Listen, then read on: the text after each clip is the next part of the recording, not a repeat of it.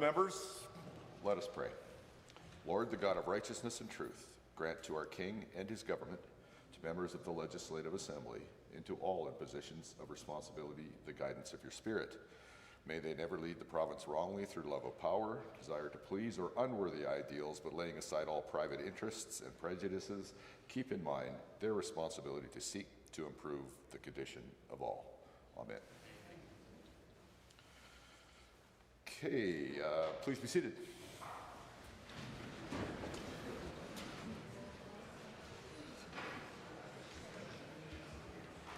Introduction of visitors.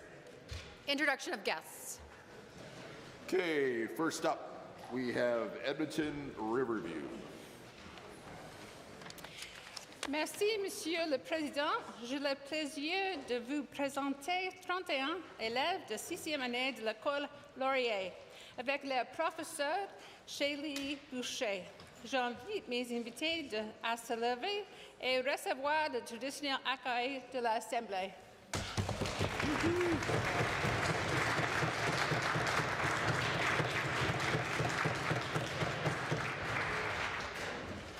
Next up, we have the Minister of Environment and Protected Areas. I'm honored to rise and introduce to you and through you to all members of the Legislative Assembly this senior high class of Senator Gershaw School from my riding of Taber-Warner. I had the pleasure of speaking with them, these students and their teachers just earlier today. I invite them to please rise and receive the warm welcome of the Assembly.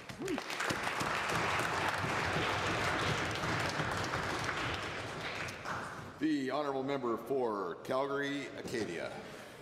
Mr. Speaker, to you and through you and all the members of the Assembly, I want to recognize Keith Gwynn seated in the gallery. Keith is my life partner and quite literally the person who keeps me going so that I can serve the constituents of Calgary, Acadia. Keith, if you could rise and receive the traditional warm welcome of the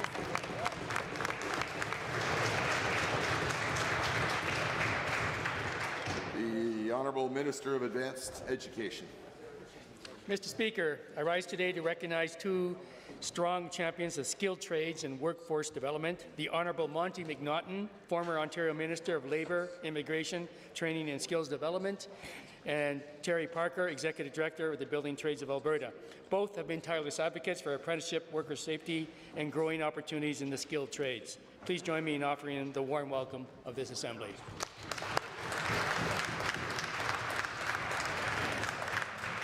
The Honourable Member for Lesser Slave Lake. Thank you, Mr. Speaker. It's an honour today to introduce to you and through you Vladimir Bobruski, who's joining us in the gallery today. Vladimir immigrated to Canada from Belarus at just 10 years old. Like so many newcomers, Vlad and his family came here seeking freedom, opportunity, and a better future. If you could please rise, and we'll give him the warm welcome to the legislature.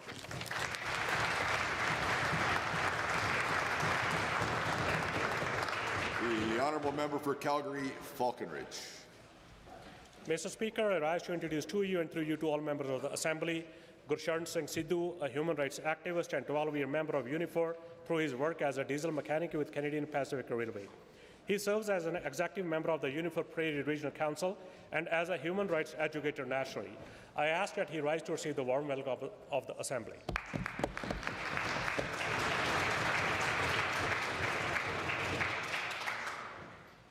The Honourable Member for Edmonton, Meadows. Thank you, sir. Mr. Speaker, it's my pleasure to introduce to you and through you one of my brilliant constituent and a UFA student, Monique Sandhu. She's part of a Mansik group. The group is working to educate, raise awareness, and promote mental health and well-being in the community. She's here to observe the democracy in action. I ask Monique to rise and receive warm welcome of the Assembly.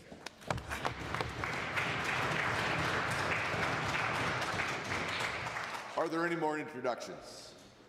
Seeing none.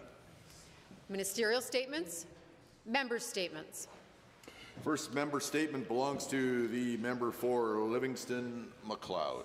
Thank you, Mr. Speaker.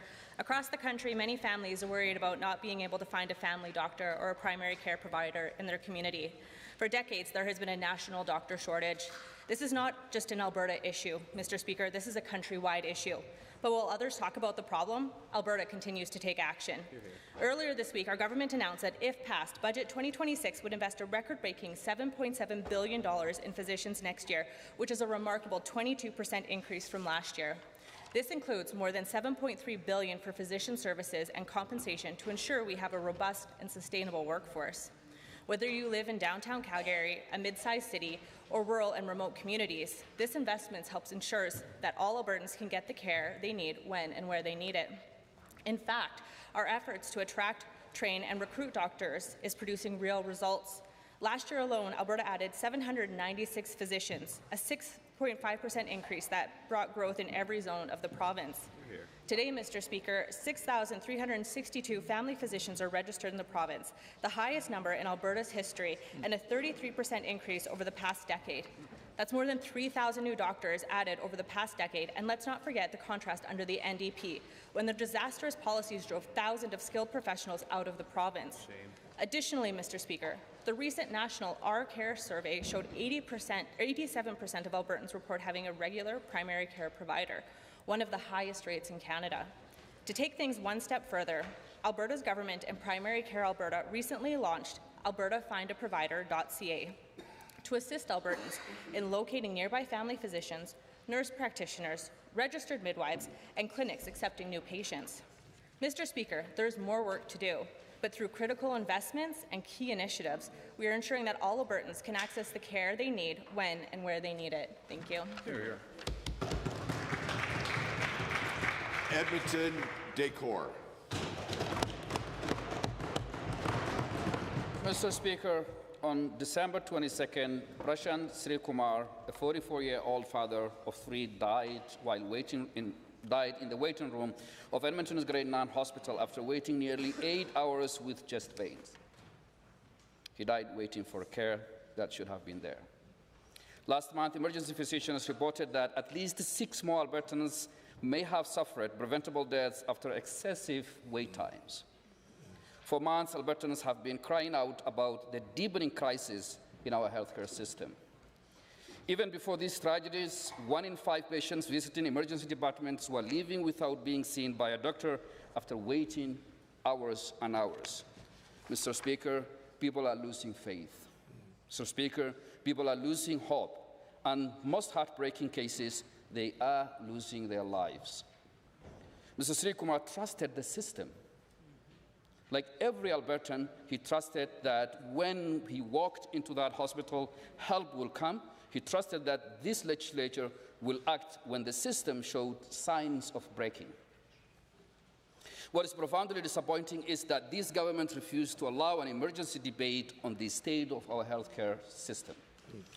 When faced with preventable deaths, with overcrowded emergency rooms, this government chose not to confront the crisis in an open and urgent debate in the People's House. Mr. Speaker, the minister stated yesterday that the crisis is not enough of an emergency to disrupt regular business of the House. How can lives lost in waiting rooms not warrant urgency? How can grieving families not compel immediate discussion? Like every member of this Assembly, hundreds of my constituents have written to my office demanding an immediate action. The refusal to even debate is signals that their fear, their loss, and their voice... The honourable member for Grant Prairie.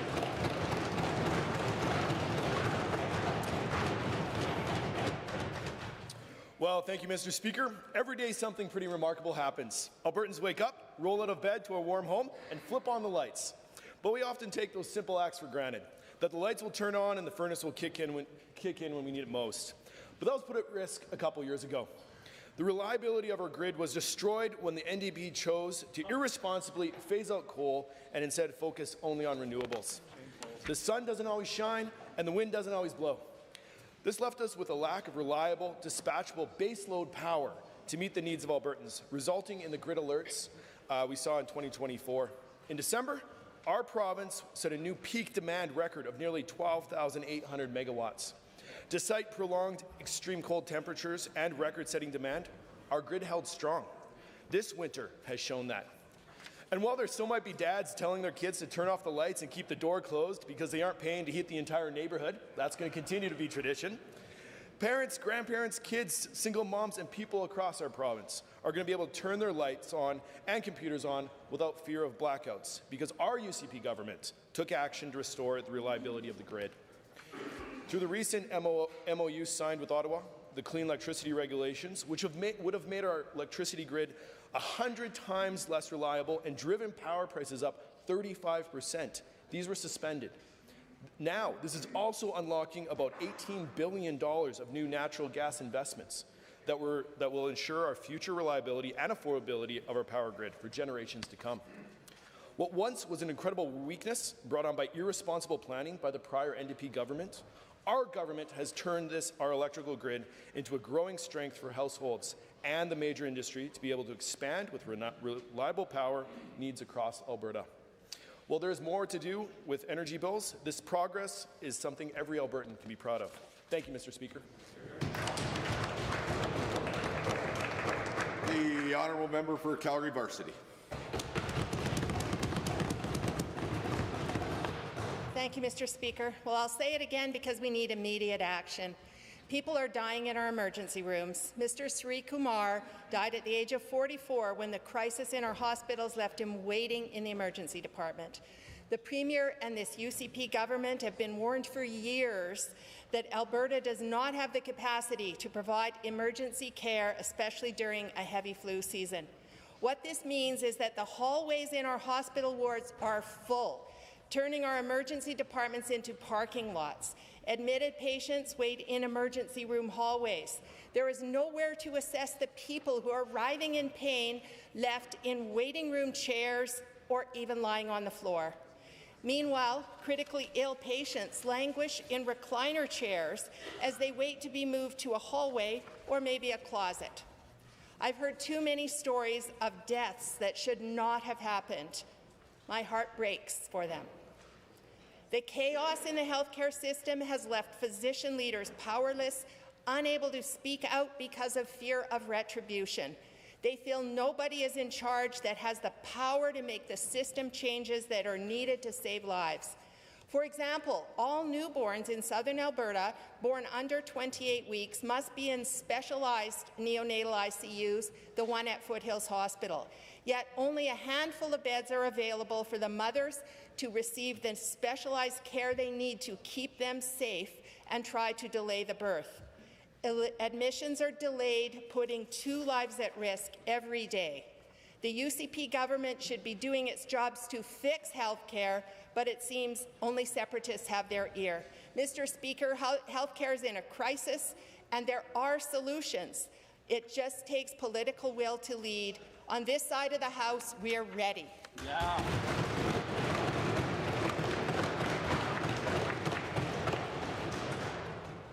Lacombe Pinoca.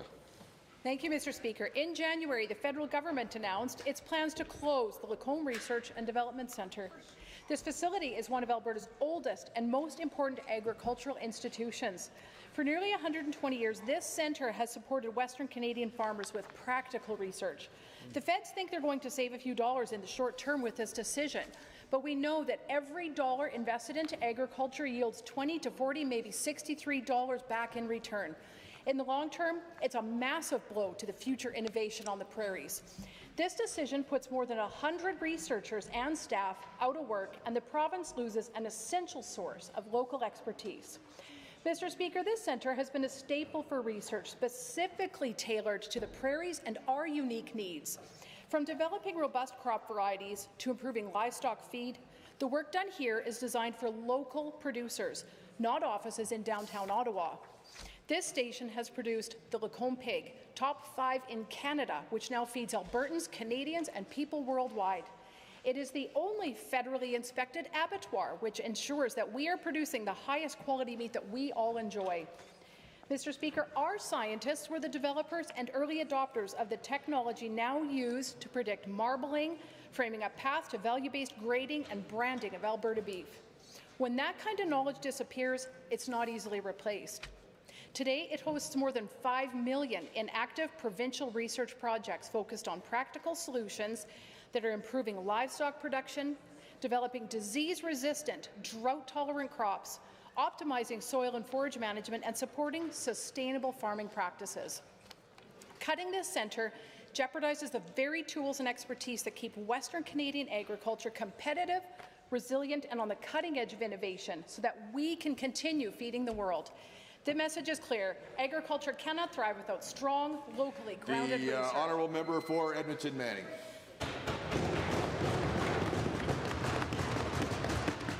Thank you, Mr. Speaker. Let's talk numbers, shall we? Folks like to compare the UCP to the NDP, so let's talk about it. The NDP governed during a historic oil price crash, the WTI falling below $30 US a barrel. Alberta's revenue base evaporated. The UCP cannot point to that global recession or to a commodity collapse. Today, the UCP enjoys oil prices more than double what the NDP had to work with, yet the UCP is projecting a deficit anyway. What they can point to, though, are their own decisions, their own waste, and their own wrong priorities. The government's chaotic healthcare restructuring has created administrative chaos, wasteful transition costs, and instability at a time when Albertans need reliability. They skated away billions of investment and undermined economic diversification when they counselled good jobs in the green energy sector. And not to mention the hundreds of millions of dollars wasted on healthcare scandals, all these raising serious concerns about transparency and competence. The UCP has failed to meaningfully address the affordability crisis hitting households. In fact, their decisions have made life more expensive. Insurance premiums are climbing. Utility costs remain volatile at best. Cuts and clawbacks to programs meant to help families have left them abandoned. This is not fiscal discipline. This is not steady management. These are the consequences of wrong choices, choices that have increased costs for families while delivering a deficit in a period of strong oil prices. What does it say when deficits appear under a government with every economic advantage the NDP never had? If the standard is red ink equals mismanagement, then the UCP's records demand the same scrutiny. The UCP has a record that shows they're just bad with money. On the eve of second massive deficit in a row, it's clear from the waste, the corruption, the scandal, and the poor fiscal management, the UCP cannot avoid the hard reality and the scrutiny that they would quickly throw at anybody else but themselves.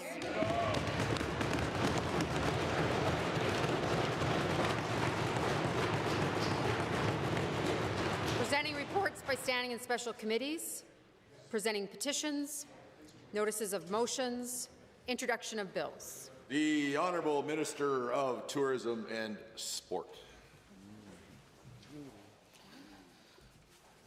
Mr. Speaker, I rise today to introduce my first bill, Bill 16.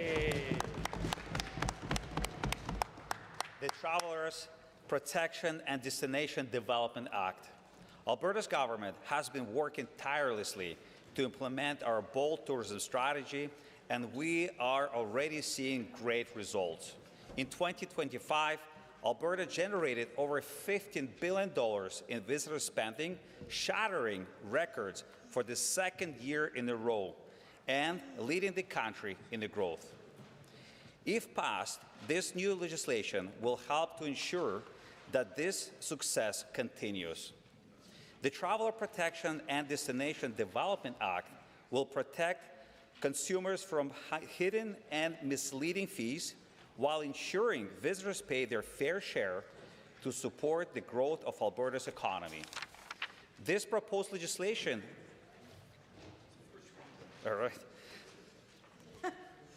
Just keep going. Yeah.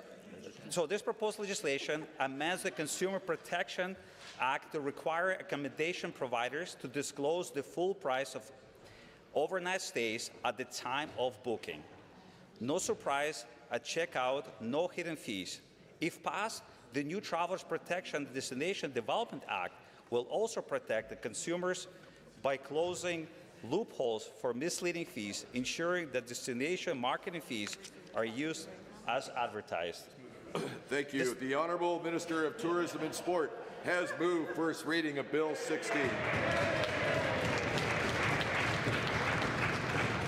Traveler Protection and Destination Development Act. Those in favour of the motion for first reading, please say aye. Aye. Those opposed, please say no. The ayes have it. That motion is carried. Bill 16, Traveler Protection and Destination Development Act, is now read a first time. Honourable members, it is 1:50, and hence it is time for oral question period. And the first question today goes to the Leader of the Official Opposition. Mr. Speaker, yesterday the government chose not to debate health care in this House. The minister argued that it wasn't an emergency and it wasn't important enough. Instead, they adjourned the House early and took the afternoon off. Meanwhile, 1 million Albertans don't have a family doctor. Meanwhile, the minister admitted yesterday that those triage physicians that he announced with great fanfare are never coming, and that his only solution for ERs is for fewer people to get sick. So a simple question for the Premier: is healthcare in a crisis? The Honourable Premier. Thank you, Mr. Speaker. Absolutely, healthcare is under pressure, and that's part of the reason why we've made historic investments in healthcare in all aspects of it, and it's working, Mr. Speaker. We've seen an increase in family doctors. We've gone up from 5,376 to 6,362. We've had a total of 2,000 doctors in total. We've got 11,737 more registered nurses, 2,734 more LPNs, 45 more midwives, and 10,496 more healthcare aides. This is a sign of a system attracting workers, which is going to the Honourable Leader of the Opposition.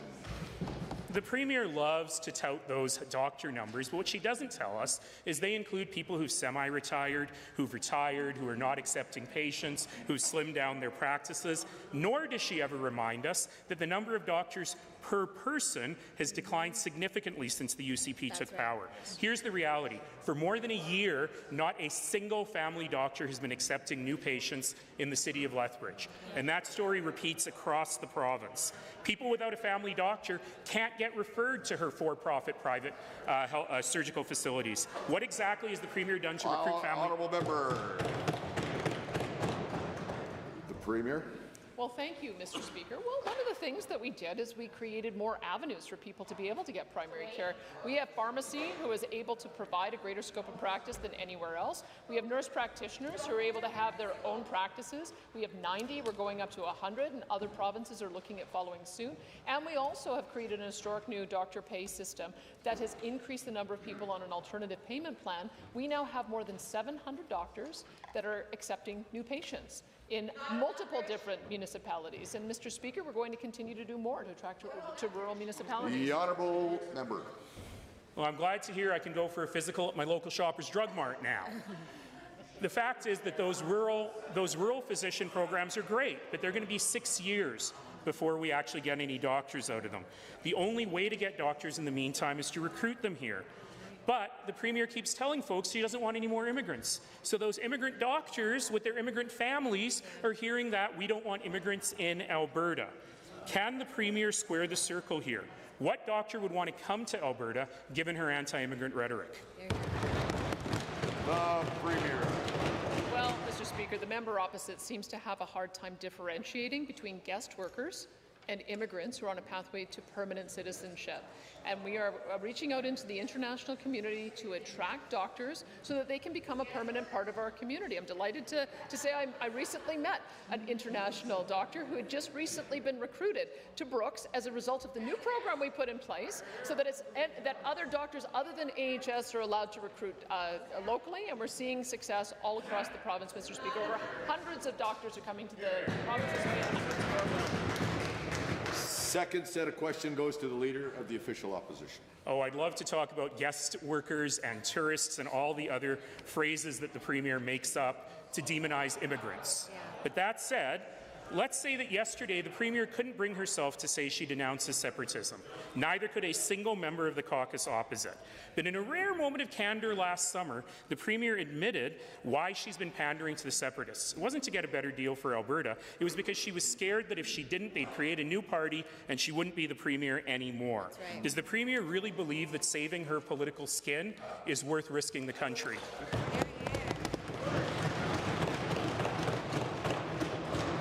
The Honourable the Premier. Thank you, Mr. Speaker. I believe in listening to Albertans, and even listening to union leadership.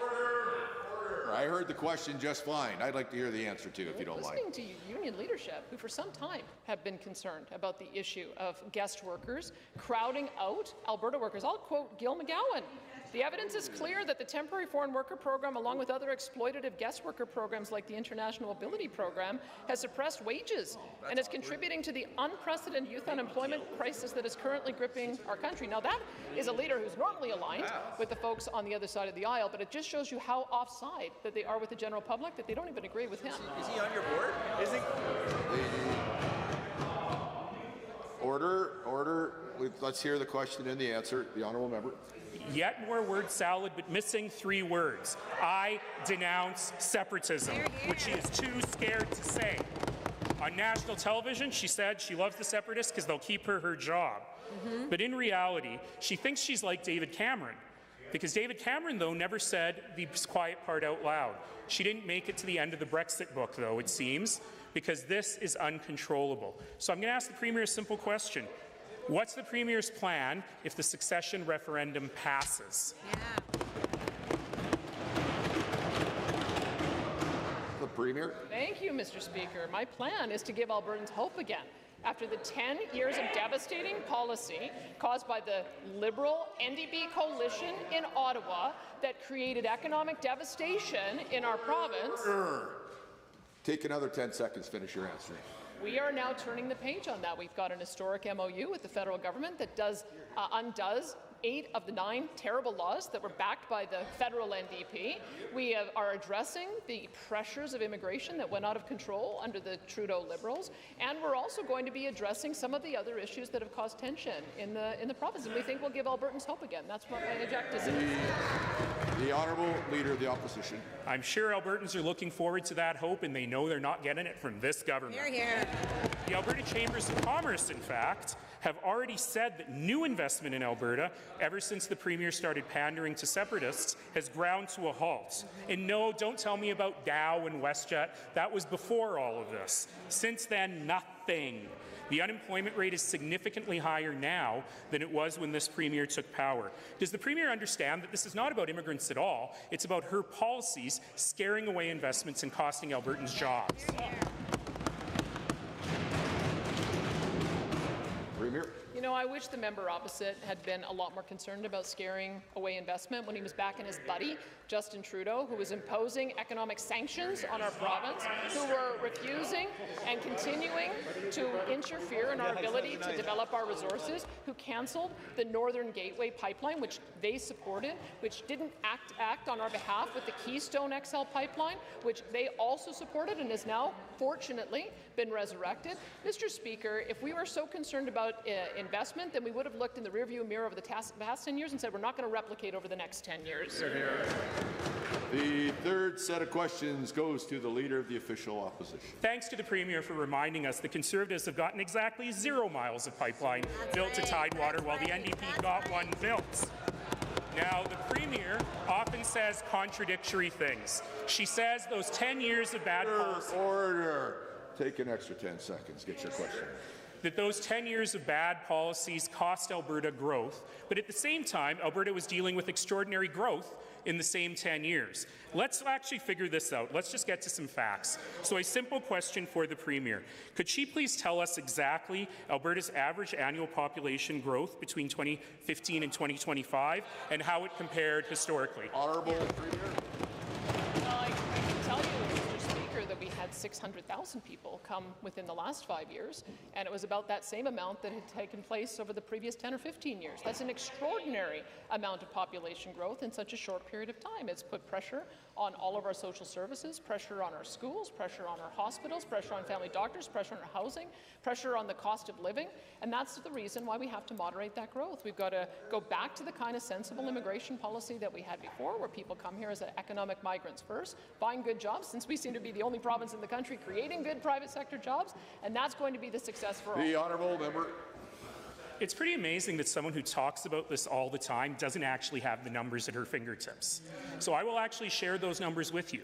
Between 2015 and 2025, the average annual population growth in Alberta was 1.93%, which is below what it was for each of the previous 2 decades. Other premiers and other governments have been able to manage this. They've been able to run a government without blaming immigrants. Why is this government so overwhelmed, and why are they so unable to simply do their job?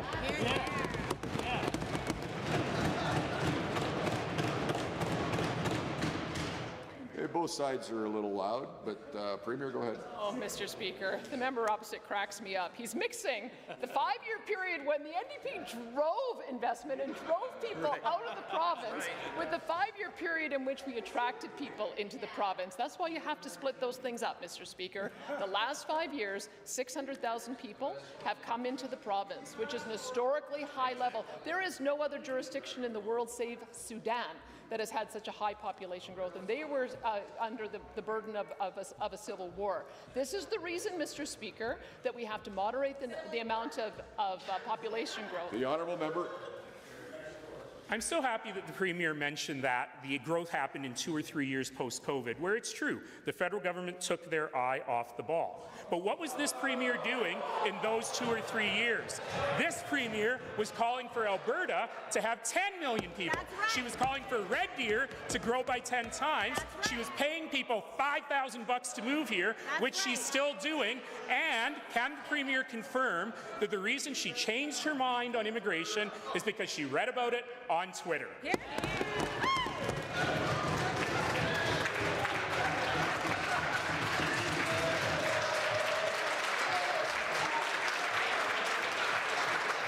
Order.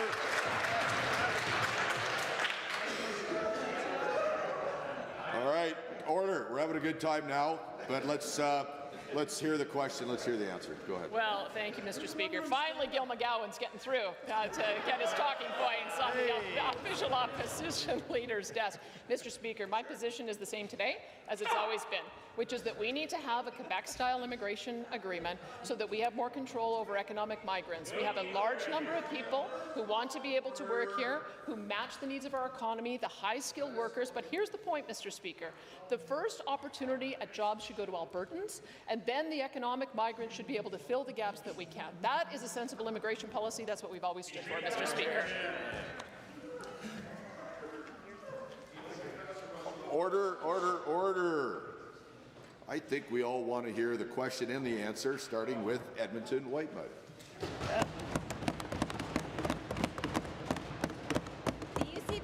Achieved what no other government in Alberta's history has. They've blown a resource boom during the boom. It takes remarkable financial mismanagement to have the highest real per capita resource revenue in decades and still deliver a ballooning multi-billion-dollar deficit. The UCP will end this fiscal year with 6 times the resource revenue Rachel Notley had, but with a larger deficit. And tomorrow the UCP will deliver another multi-billion-dollar deficit.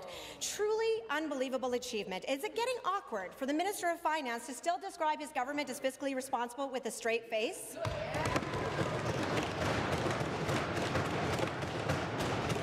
The Honourable Minister of Finance and President of Treasury Board. Thank you, Mr. Speaker. Just remind everybody we have to stay embargoed until the budget tomorrow. I know everyone's very excited, and we'll all get into those numbers and have lots of time to talk about it. But I would say this, Alberta's seen a little different circumstance this time. This is the first time that you've seen a population boom without a corresponding economic boom that caused it. The reason we saw a population surge this time is because we're more affordable than everywhere else. It takes the system a little time to catch up.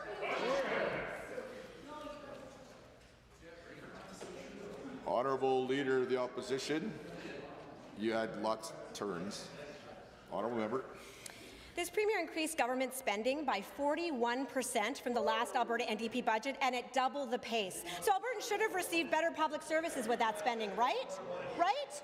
Well, now we know that's not true, and it's not the fault of the newcomers the Premier invited to Alberta. The UCP intentionally and proudly funded below population growth and cost of living for 7 years. They weren't delivering the schools, hospitals, or public services to the Albertans who were already here before they launched the Alberta is Calling campaign. So to the Minister of Finance, if it didn't go to support Albertans, where did the money go?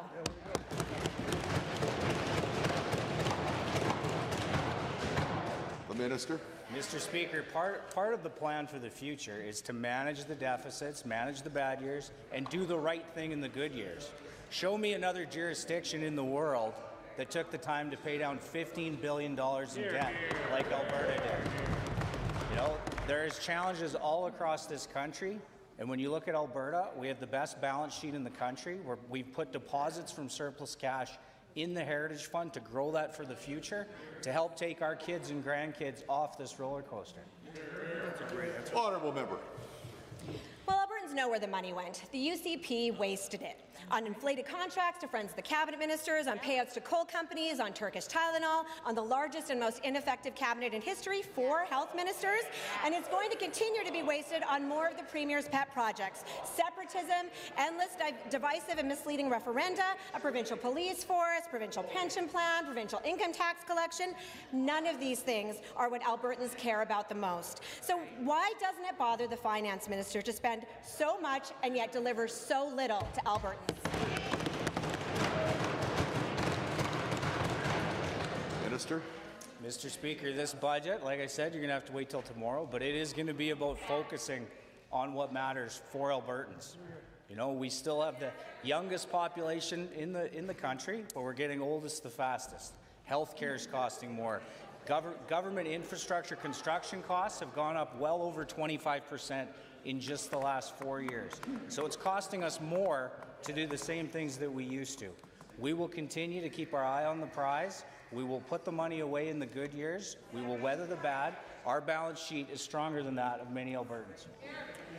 Okay, now we're at the point where there's no preambles after the first question, and we'll recognize Calgary Foothills. Albertans are holding their breath with the provincial budget being dropped tomorrow. And there's a lot on people's minds.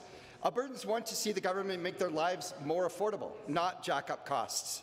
But if instead of addressing these cost pressures, the minister gave car insurance companies the freedom to force drivers to pay hundreds of dollars more just to insure the same vehicle they already have. Sure. Will the finance minister be making life more affordable tomorrow, starting with reducing the costs for auto insurance? Yeah. Honourable Minister of Finance. Mr. Speaker, the member well knows the timeline for our auto insurance reform. We're in a transition period right now where we're protecting Alberta drivers through the Good Driver rate cap. That is a stopgap measure till we can land the new Care First auto insurance system, which will be January 1st, 2027, which will show a lot more stability for Alberta drivers, and it'll take the largest lever, or the most impactful lever we have by taking the legal costs out of the system. Honourable member. Given that last year the government couldn't balance the books, resulting in massive cuts, furthering chaos in our healthcare system, and even sprinkling in corruption, which has resulted in an RCMP investigation, given that last year they chose the wrong priorities, they didn't build hospitals or local schools, and they failed to address the rising cost of living, will the finance minister table another giant deficit that once again fails to address the priorities of Albertans? Minister. Mr. Speaker, we're a growing province. We just finished giving the public sector large raises that were largely overdue. They've been held stagnant for many years. We know we need to recruit and retain more of these folks because we've grown so dramatically. I don't know how you can say that we're not building schools when we've accelerated that program to grow them faster than ever. You'll have to wait till tomorrow and see how many new schools are going into the Education Minister's budget, but we're in a time of growth and we're meeting the challenge. Honourable member. Given the UCP government estimated to collect $17 billion in resource royalties last year, given that oil production is set at record high levels, given that with those revenues the deficit still exceeded $6 billion, given that the NDP managed the province with fewer than $3 billion in royalties, and given that separatism threatens business investment decisions, stalls job growth, and economic diversification, will the minister admit that this government has no ability to manage the budget, attract investment, or deliver on the right priorities for Albertans? The minister. Mr. Speaker, it's a challenge for that member to make comparisons from their time in government to ours. They were busy driving people out of the province and the investment that came with it. We're in a period of growth in a big way because of the policies of this government. We're cutting red tape. We're open for business. We're creating more jobs than any other place in the country consistently. We have people coming here for affordability reasons because the houses in Calgary and Edmonton cost much less than Toronto, Vancouver, and Montreal. We're a beacon of hope across this country for our open business policies. The next question belongs to Chestermere Strathmore. Mr. Speaker, Albertans want to know what concrete action their government is taking to improve access to finding a family doctor or primary care provider. From urban centres to rural and remote communities, all Albertans need access to reliable healthcare services when and where they need it. Can the Minister of Primary and Preventative Health Services explain how Budget 2026 historic proposed investment in physicians will improve access to care for Albertans across the province? You were the Minister for a minute there. Minister, go ahead. Thank you, Mr. Speaker. Our government is taking decisive action to help attract, retain and grow our physician workforce. If passed, Budget 2026 will invest $7.7 billion in physicians, which is a 22% increase in a single year and the largest investment in Alberta's history. We are committed to increasing access to primary care services so that every Albertan can find a primary care provider, Mr. Speaker. This historic investment further strengthens recruitment, stabilizes our workforce, and ensures more Albertans can access care when and where they need it. Honourable member. Thank you, Speaker, and to the Minister for that response. Given the size of this historic $7.7 billion investment, and further given that my neighbours and all Albertans want to know how this funding impacts their communities directly, and given that recruitment and retention of doctors is critical across the province, can the Minister provide more detail on how this record funding is allocated and how it supports recruitment, training and stability in Alberta's physician workforce? Minister. Thank you, Mr. Speaker, and thank you to the member for the question. Of the $7.7 billion investment, I'm pleased to share that more than $7.3 billion is dedicated directly to physician services, ensuring doctors are compensated fairly for the care they provide to Albertans every day. $450 million is focused specifically on recruitment and education, supporting training seats, attracting new physicians to Alberta, and expanding opportunities for medical learners. And lastly, Mr. Speaker, $15 million supports other physician workforce initiatives that strengthen and improve overall system stability. The honourable member. Thank you, Speaker, and to the Minister for her work on this file. Given that Albertans are looking for easy ways to find available doctors in their communities, and further given that many Albertans would like to know what tools are available to help them access primary care providers, can the Minister please share how residents of my constituency and across the province can find doctors and primary care providers who are currently accepting patients, and how we can help Albertans know their options for receiving primary care? Good question. The Minister. Thank you, Mr. Speaker. I'm pleased to share that a partnership with Primary Care Alberta, we have launched a Alberta findaprovider.ca website, a redesigned website that helps Albertans locate nearby family doctors, nurse practitioners, registered midwives, and clinics accepting new patients. With expanded search features and more intuitive layout, the updated site helps Albertans connect with primary care providers closer to home. Mr. Speaker, Mr. Speaker, I'm happy to say that in Calgary alone, there's over 400 doctors accepting new patients. The next question belongs to Calgary Boular McCall. Mr. Speaker, an independent judiciary is essential to preserve the rule of law and democracy. The UCP's Bill 14 would have stopped ongoing proceeding under the Citizen Initiative Act in an attempt to silence the court. Thankfully, the court ruled before the bill passed and clearly stated that the government actions were political interference and violated the rule of law. Why does the UCP government believe it's their role to interfere in judicial decision-making? The Honourable Minister of Justice. Well, thank you very much, Mr. Speaker. I assume that the Honourable Member is referring to our Referendum Act, and we believe on this side of the Assembly that referendums are the purest form of democracy, Mr. Speaker. The referendum questions that are being put forward by this government and by citizens all across this province will allow Albertans, not politicians, not media, certainly not the out-of-touch NDP, to set the mandate for the course of our future, Mr. Speaker.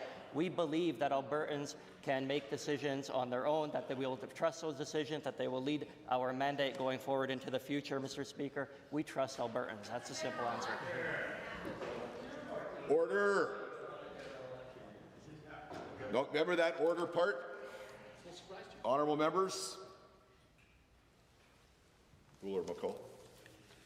Given that in its decision, Justice Feasby made it clear that a referendum proposal on Alberta's separation would violate treaties and therefore would be unconstitutional, and given that government still clearly believes that unconstitutional referendum proposals should go to the ballot, and given that the UCP government is not above the law, why is the government planning to allow an unconstitutional referendum question that doesn't respect the courts, the Constitution, and treaties with First Nations? Hey. Minister. Thank you. Once again, Mr. Speaker, the honourable member is incorrect. Alberta's government has always been and is absolutely committed to protecting, to upholding, and honouring the inherent rights of First Nations people here in Alberta. Any citizen initiated referendum question must be constitutional. In fact, the Referendum Act specifically states so.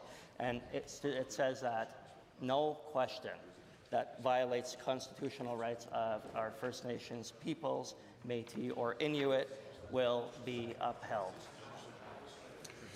Honourable member. Given that many lawyers, their professional organizations, as well as the 3 Chief Justices of Alberta Court have raised concern about the government disregard for the rule of law and Premier's threat to withhold judicial funds, and given that retired Justice Adele Kent said, and I quote, "Threatening to withhold this funding is not only unconstitutional, but also undermines the administrative autonomy of the courts, which is a core institutional safeguard of judicial independence." Why is the government undermining the administrative autonomy of the courts and their independence? Minister.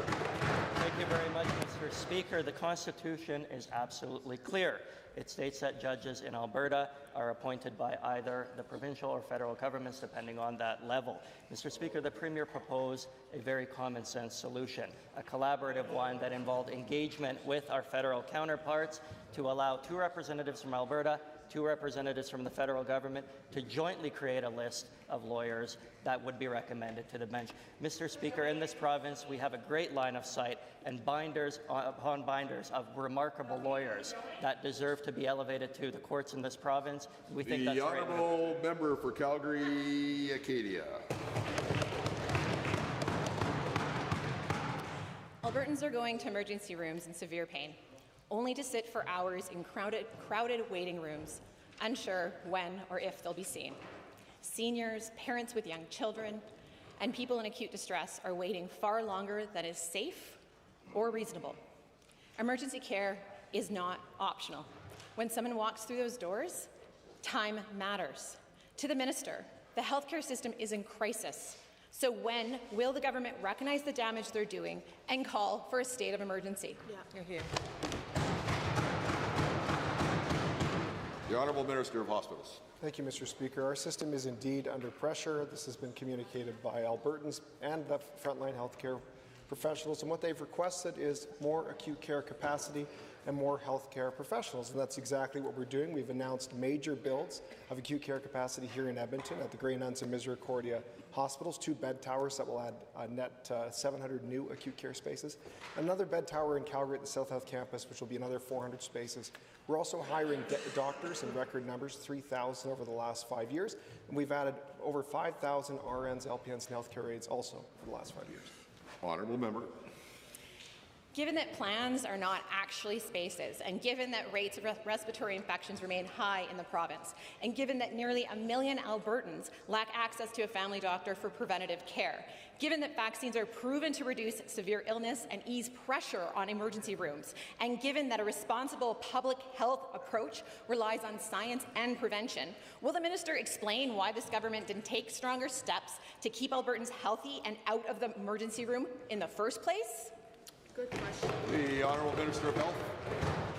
Speaker, and nothing could be further from the truth because, in fact, Mr. Speaker, we have taken those steps. We have increased the number of family physicians across this province so that we have additional resources for individuals to go to. Mr. Speaker, we have in fact a very strong, robust immunization program, and where measles were concerned, we made sure to get into those communities that were under-vaccinated or not vaccinated and have those conversations with those individuals, Mr. Speaker, and it's been successful. Calgary, Katie. Given that Alberta has some of the best healthcare workers in the world, but given that even the most skilled professional cannot overcome 6 years of intentional underfunding and strain on a public system, and given that we are at a tipping point where emergency rooms are overwhelmed and Albertans are waiting far too long for urgent care, will the minister move beyond the scripted responses, acknowledge that our public health care system is in crisis, and commit to an emergency debate to find solutions now? Yes. The Honourable Minister of Hospitals. Mr. Speaker, and I'm glad the member opposite raised urgent care centres. We're actually in the process of building another 9 of those across Alberta to alleviate pressures on our emergency departments. So a couple of these urgent care centres will be in the Edmonton area. There will be one in Calgary, one in Cold Lake and Fort McMurray. And Mr. Speaker, we're going to look at leveraging urgent care centres to provide greater access for Albertans, but also to alleviate some of the pressures at our major urban centre emergency departments. And of course, those buildings will come with new staff, which we're hiring in record numbers. The Honourable Member for Camrose. Thank you, Mr. Speaker. Alberta's government is strengthening relationships around the world and expanding trade to support economic growth. By staying connected, sharing ideas, and keeping goods and services moving efficiently, we create the conditions for long-term success. Our agriculture sector plays a major role in this, with strong resources, expertise, and the capacity to meet rising global demand. Alberta is well positioned to drive that growth. To the Minister of Agriculture and Irrigation, how does pursuing new trade deals and investment opportunities positively impact Alberta farmers? The Honourable Minister of Agriculture. Well, Mr. Speaker, countries like the UAE and India are looking for reliable suppliers of high-quality food products, and Alberta farmers deliver exactly that. By strengthening these partnerships, we create new demand for world-class beef, pork, canola, grains, pulses, and value-added products. It's due to this work that we've attracted nearly $5 billion in agri-processing investment in the last 4 years, an absolute record, Mr. Speaker, creating thousands of jobs and a long-term economic growth for all of rural Alberta. Camrose. Thank you, Mr. Speaker, and thank you to the Minister for that answer. Given that the United Arab Emirates and India, through conversations and ongoing meetings, have expressed their interest in working with Alberta to address their food security needs, and given that population growth and urbanization in those countries is driving a significant increase in demand for food products, to the same minister, can you please explain how trade deal supplying our vast amounts of resources with the United Arab Emirates and India will benefit Albertans? Minister. Mr. Speaker, Alberta is uniquely positioned to deliver on food security goals of countries like the UAE and India. And during my recent trade mission to Dubai, I heard directly from industry leaders who wanted dependable partners, and Alberta fits that bill. Supplying these fast-growing markets with our high-quality agricultural products supports jobs here at home, attracts new investment, and strengthens Alberta's reputation as a trusted global supplier of so many agricultural products. Member. Thank you, Mr. Speaker, and again to the Minister for that answer. Given that our government has gone abroad to meet with partners who can significantly benefit from Alberta's agriculture sectors, and given there are many other places around the world that could also benefit from the strength of our industry, to the same minister, what opportunities could Alberta's agriculture sector gain as the province expands trade and investment partnerships, especially with countries like the UAE, India, and other international markets? Minister. Mr. Speaker, as Alberta expands trade and investment partnerships in the Middle East and beyond, the opportunities are unlimited. We just recently announced a new direct flight between Calgary and Abu Dhabi, which is more than just a travel route, Mr. Speaker. It's a trade corridor. It improves access for investment, speeds up business development, open doors for agriculture and agri-food export. This ensures Alberta producers can compete and succeed and open up new doors and and new markets in the future. Honourable Member for Lethbridge West.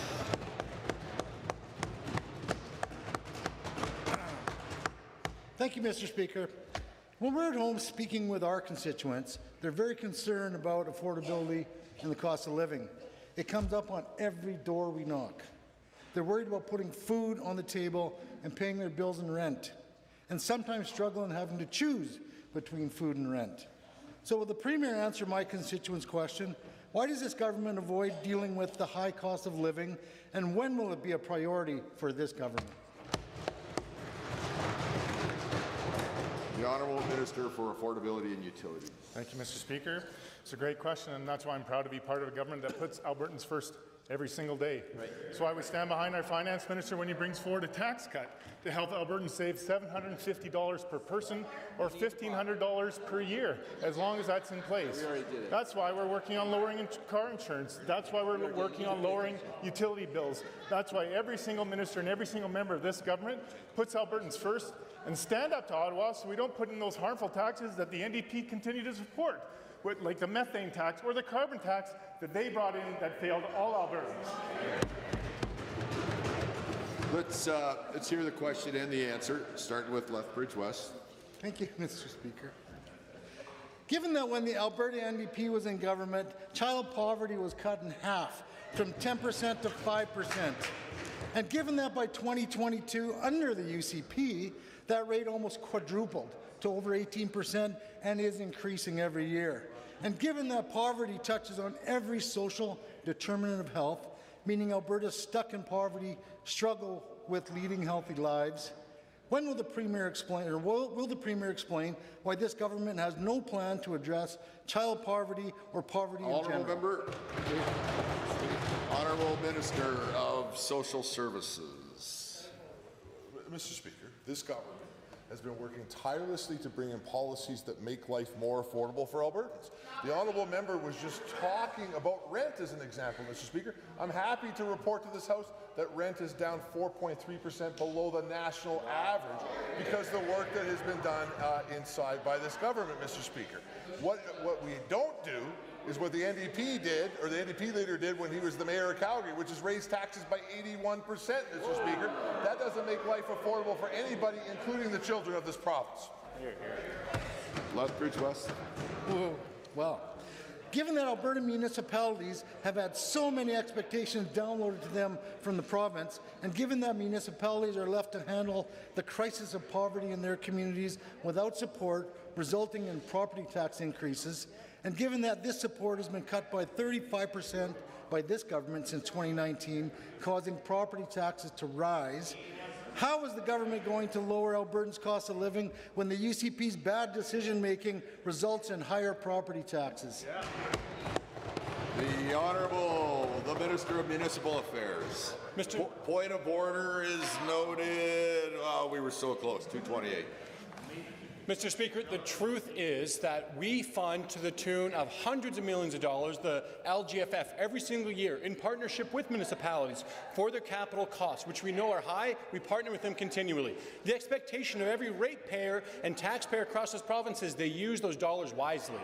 That when they pay, for example, into perhaps a utility system like water delivery, that those tax dollars are going to exactly that. I suggest every municipality focus on core services, get away from woke, DEI, and environmental education. Instead, focus on the core services that every single ratepayer expects municipalities to deliver. When they do that, we're listening. Minister.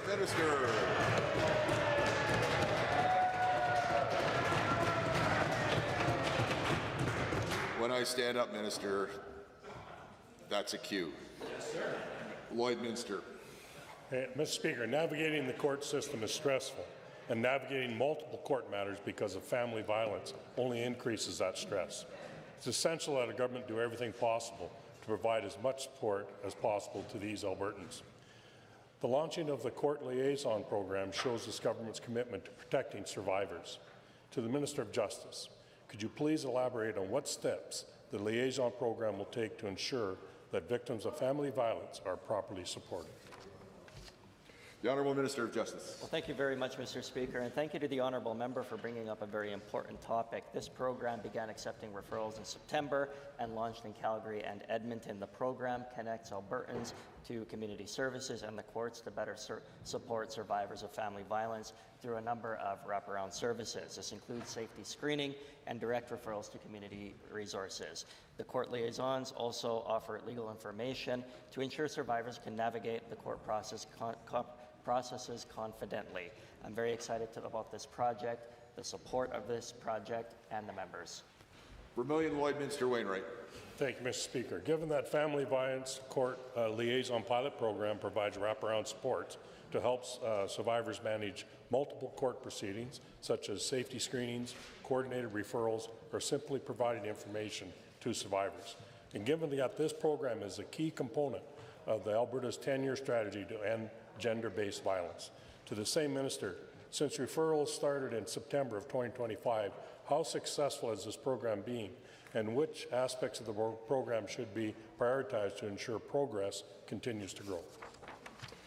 Minister of Justice. Once again, Mr. Speaker, the program receives referrals from the Law Society of Alberta, from emergency shelters, from law enforcement and other community agencies, and many families have already begun accessing these programs thus far. I'm pleased to report to the Assembly that 100% of the survey respondents who have gone through the program said it helped them feel safer and supported during their court processes, and they have a better understanding of their court experiences. Mr. Speaker, I'm pleased with the feedback thus far to enhance safety and reduce stress in our communities. The Honourable Member for Vermilion Lloydminster Wainwright. Thank you, Mr. Speaker, and to the Minister for those answers. Given that collaboration with community services and the courts can be complex, and given that the Family Violence Court Liaison Pilot Program has been operational for nearly 4 months, which means that there's been some time to judge its performance, can the Minister please share what changes, if any, could be made to improve consistency in the program and ensure it continues to run smoothly and serve the Albertans who rely on it? The Minister.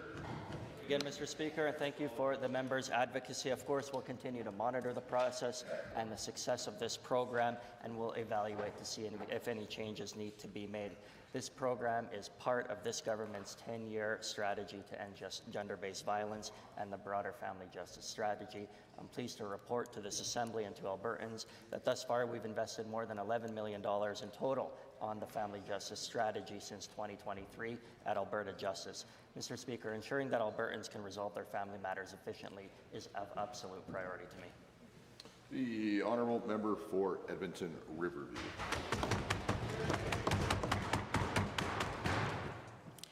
Because of the UCP's bad decisions, Alberta seniors are now paying more just to get by.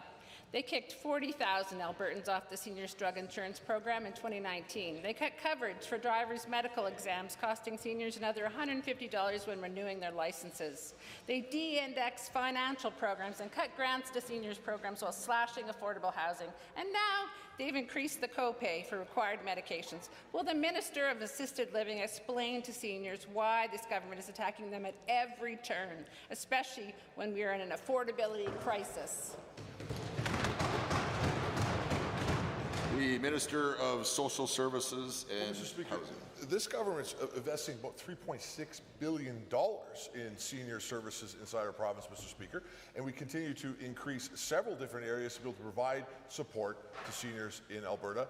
Unfortunately, we saw underneath the NDP's regime, Mr. Speaker, when they were in charge, and underneath Alberta Health Services, where investments were not being put into things like continuing care, into facilities. This government has reversed that and has brought in the largest capital investment when it comes to continuing care spaces. All that combined together, Mr. Speaker, has resulted in a reduction of 65% of seniors waiting in hospital for continuing care. Edmonton Riverview. Given that seniors living in Alberta's continuing care know the system is in crisis, given that seniors pay a lot for their care but do not receive the minimum standard of care that they deserve, and given that far too often they live with issues of uncleanliness, unresolved odors, rodent droppings, inadequate personal hygiene support, and even issues with unhealthy food and unchecked outbreaks of mold in commercial kitchens. Why is the Minister not ensuring seniors paying for quality continuing care are living in healthy environments within our system? The Minister of Assisted Living and Social Services. Well, Mr. Speaker, I can tell you what did not help seniors in Alberta is when the Leader of the Opposition, when he was the Mayor of our largest city, increased their taxes by 81%, Mr. Speaker. That certainly did not help fixed-income seniors. This side of the House, Mr. Speaker, when it comes to standards inside our continuing care facilities, we take it seriously. Unfortunately, when that honourable member was the Minister of Seniors, she did not. I was proud to be part of this government when we brought forward legislation at the start of this term to triple the amount of staff and supports that have to be around our seniors inside continuing care facilities. Mr. Speaker, through you to her, why didn't she do it when she was here? Good point. Honourable member. Given that the UCP is clearly not to be trusted to care for seniors, most obvious by the chronic issues identified, and given the UCP closed the Office of the Seniors Advocate back in 2019, and given that the office staff were champions for seniors and strong advocates for them to receive appropriate services that are clearly being eroded and eliminated by the UCP, and given that seniors cannot afford to find external advocates to give voice to their concerns, when will the minister reinstate the Office of the Seniors Advocate so seniors have the support that the UCP is clearly not providing? Minister. Mr. Speaker, the Seniors Advocate still exists within government. It's been merged into the Health Advocate Office, Mr. Speaker, making sure that this government is receiving strong advice on how to care for our seniors, Mr. Speaker. And because of their hard work and other advocates, that's why you see things like increased investments from the Conservative government in caring for our seniors. Again, Mr. Speaker, what is making life unaffordable for seniors, particularly in our largest city, was a Leader of the Official Opposition raising their property taxes on fixed-income seniors, Mr. Speaker, not building the continuing care facilities that they need, Mr. Speaker, and not investing in the hard-working men and women who built this great province, Mr. Speaker. Edmonton Ellerslie. Thank you, Mr. Speaker. My constituents ask me why the UCP government abandoned the South Edmonton Hospital. Despite years of planning, millions spent on design, my constituents face dangerously long emergency waits. Can the Minister of Hospital explain how he can claim to fix the crisis that this government created, as the budget shows no commitment dollars for new hospital to tackle the 1,500 bed shortage in Edmonton? The Minister of Hospitals.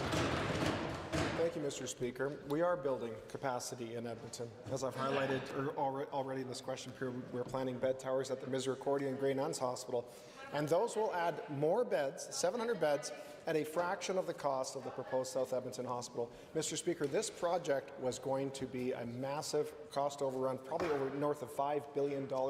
There's far better ways to build specialized facilities while adding hospital bed towers to our existing hospital sites, and we'll have more acute care capacity added for less dollars. Thank you. Honourable member. Given that the project is listed as cancelled in 2024 on the province's major project registry with no new funding or timeline provided, given that this government hasn't taken any concrete step to restart or replace this vital facility for an increasing population, can the minister tell what are his plans to build the South Edmonton Hospital before more families face impossible access to emergency and acute care? Minister. Thank you, Mr. Speaker. In addition to the bed towers at the Misericordia and Grey Nuns, which will add about 700 acute care spaces, more than the proposed South Edmonton Hospital, we're also going to be building urgent care centres across Alberta, 9 of them. 2 of them are planned for the Edmonton area, and these will again provide greater access to Edmonton residents so that they can hopefully access care closer to home at a more appropriate setting for less urgent calls. Of course, they can always go to an emergency department room, which will, in the case of the Grey Nuns Misericordia, have significantly greater capacity in a few years. Honourable member. Given that this government is unable to justify why he has excluded Edmonton, Ellerslie and Southeast Edmonton from having a dedicated new hospital, given that they failed to commit specific capital funding in the budget to close a 1,500 bed gap that threatens even worsening overcrowding hospital, longer emergency waits, and preventable deaths. To the minister, can you commit today that you will build the South Edmonton Hospital, yes or no? The minister. Thank you, Mr. Speaker. So we've already talked about the new bed towers for Edmonton and urgent care centres. What we didn't touch on is another exciting project, the standalone Stollery Hospital. And when we build that, we're going to be able to backfill where it currently resides with adult acute care capacity. So there's actually going to be even more acute care capacity being added to the system. We also know that there's work to do in other major Edmonton hospitals. So the Royal Alex Hospital has been the focus of initiatives to increase patient flow and expand capacity, and through Budget 2026, we're going to be doing some work on that facility as well. The honourable member for Lac St. Anne Parkland. Mr. Speaker, healthcare is one of the most important services delivered by the provincial government. All Albertans across the province depend on reliable, efficient services when they need it the most. I know this is an issue and a priority for this government, and that's why we're continuing to work to make that system better. To the Minister of Primary and Preventive Health Services, what is the government doing to improve and reinforce our healthcare system? The Minister of Health. Thank you, Mr. Speaker. We're building up our health workforce first and foremost. We're adding doctors, we're adding nurses, and we're adding other healthcare professionals, literally by the thousands, Mr. Speaker. Since 2019, we've added over 3,000 doctors, 12,000 nurses, 3,400 LPNs, and 1,300 paramedics, and over 12,000 healthcare aides, Mr. Speaker.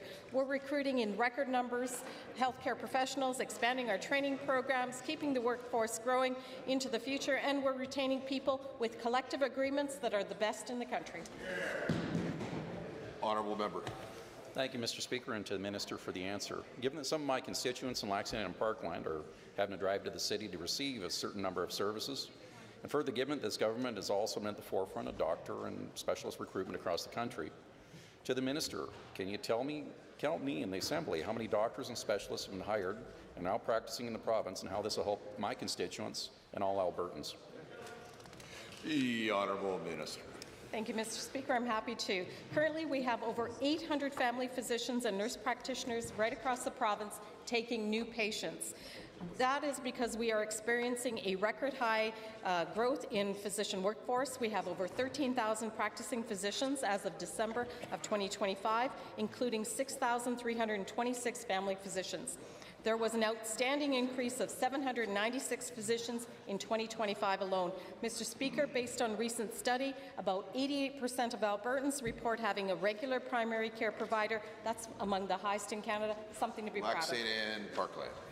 Thank you, Mr. Speaker, and again to the Minister. Given that the government is committed to supporting our hard-working frontline staff, our hospitals across the province, and further given that our hospitals and primary care systems need to be well-staffed and highly trained nurses and nurse practitioners to function properly and efficiently, to the same Minister, how many nurse and nurse practitioners have been hired and will be working in the hospitals across Alberta? The Minister. Once again, Mr. Speaker, we have record high numbers in both areas. We have over 50,000 registered nurses as of December 2025, which is a 32% more increase more than in 2019, and we have over 1,100 nurse practitioners as of December as well. That's an incredible 74% increase over 2019, Mr. Speaker. Alberta's registered nurses are the highest paid in the country, and our government continues to recruit at record levels. We have even added over 44% in nurse practitioner workforce growth just in 2021, since 2021. And honourable members, in 30 seconds, we will continue with the daily routine.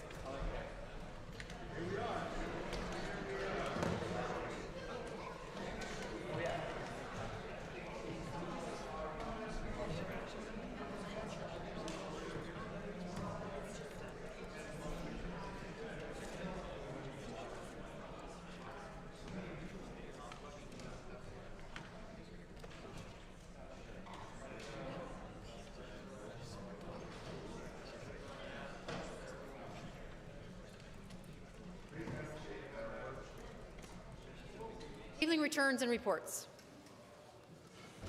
Tabling, seeing none. Oh, there we go.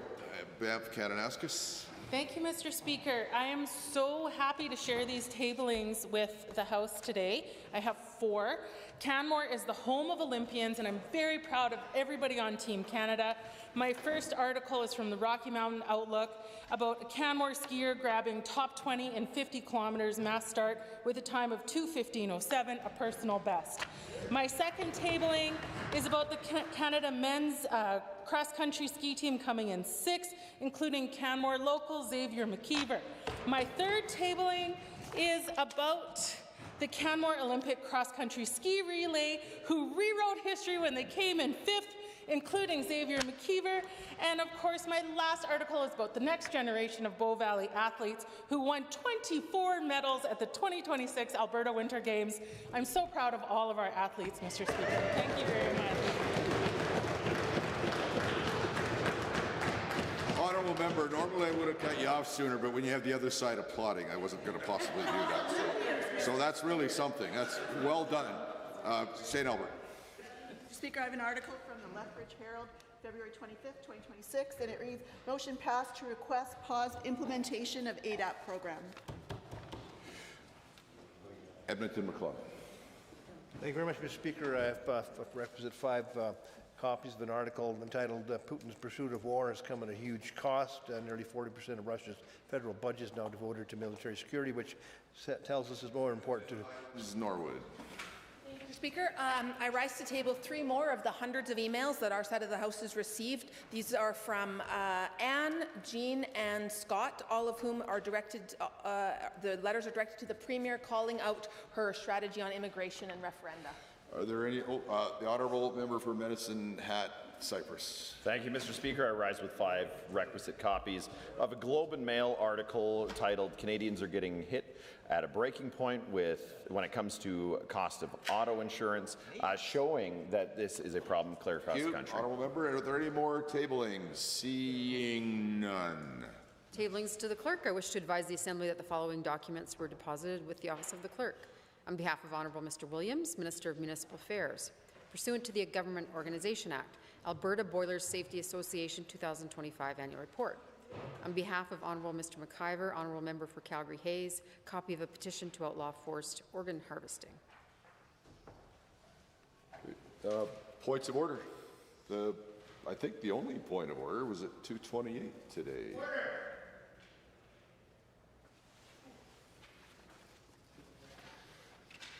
Thank you, Mr. Speaker. I did call a point of order at 2:28. At the time, the member from Lethbridge West was speaking. He asked 3 questions, 1 question and 2 supplementals that I thought the first and second supplemental were completely unrelated to the first question. A supplemental is by definition to supplement the initial question.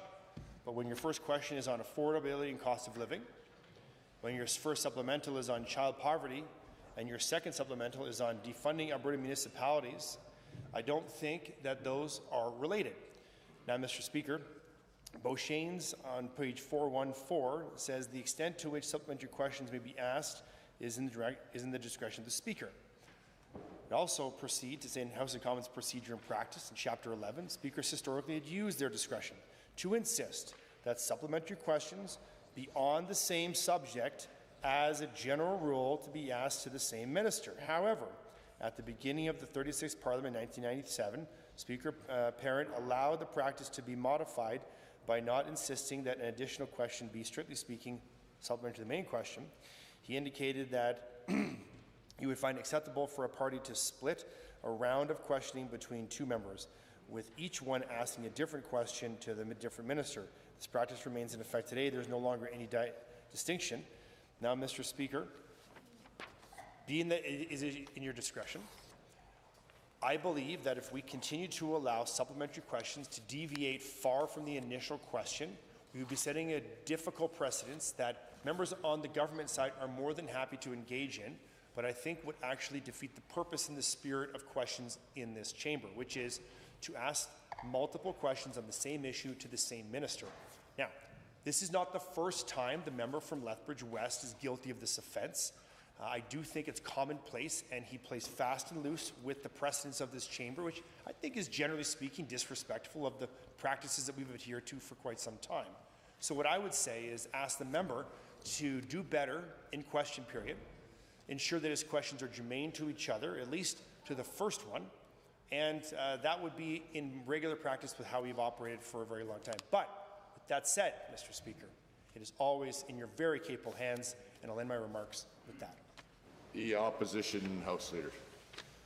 Thank you, Mr. Speaker. I want to start off by saying that language like guilty of offense is not helpful, and also point of order is not the opportunity to take shots at other members, their past questions or anything like that. But coming to the point, I have all three questions spread out in front of me, and first question goes about high cost of living.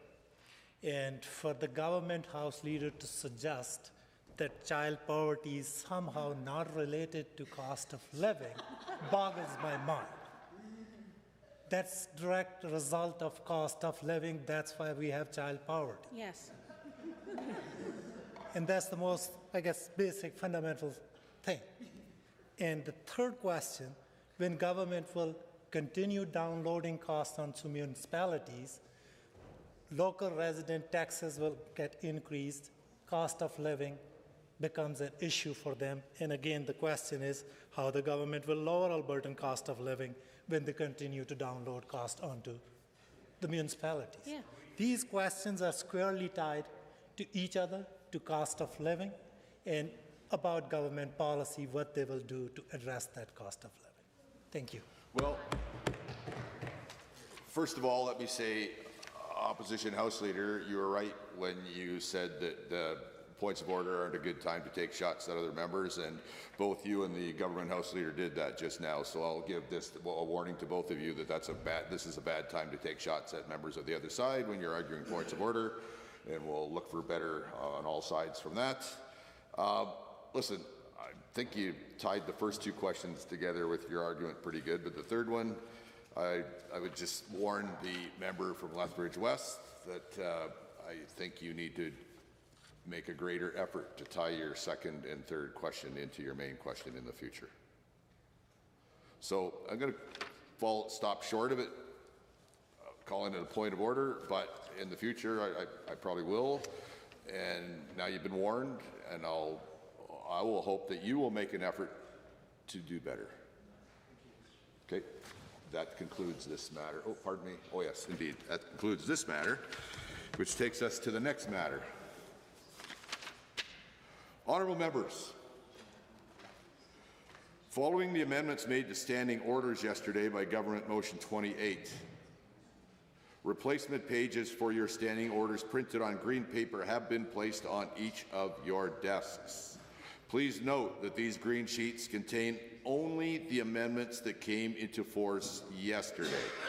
Some of the standing order amendments agreed to yesterday come into force on March 16th. For example, this is probably the most important example, although they're all important. Thursday sitting hours at change is not in full force this week. Not in full force until March 16th. So please note, the Assembly will sit tomorrow from 1:30 to 4:30.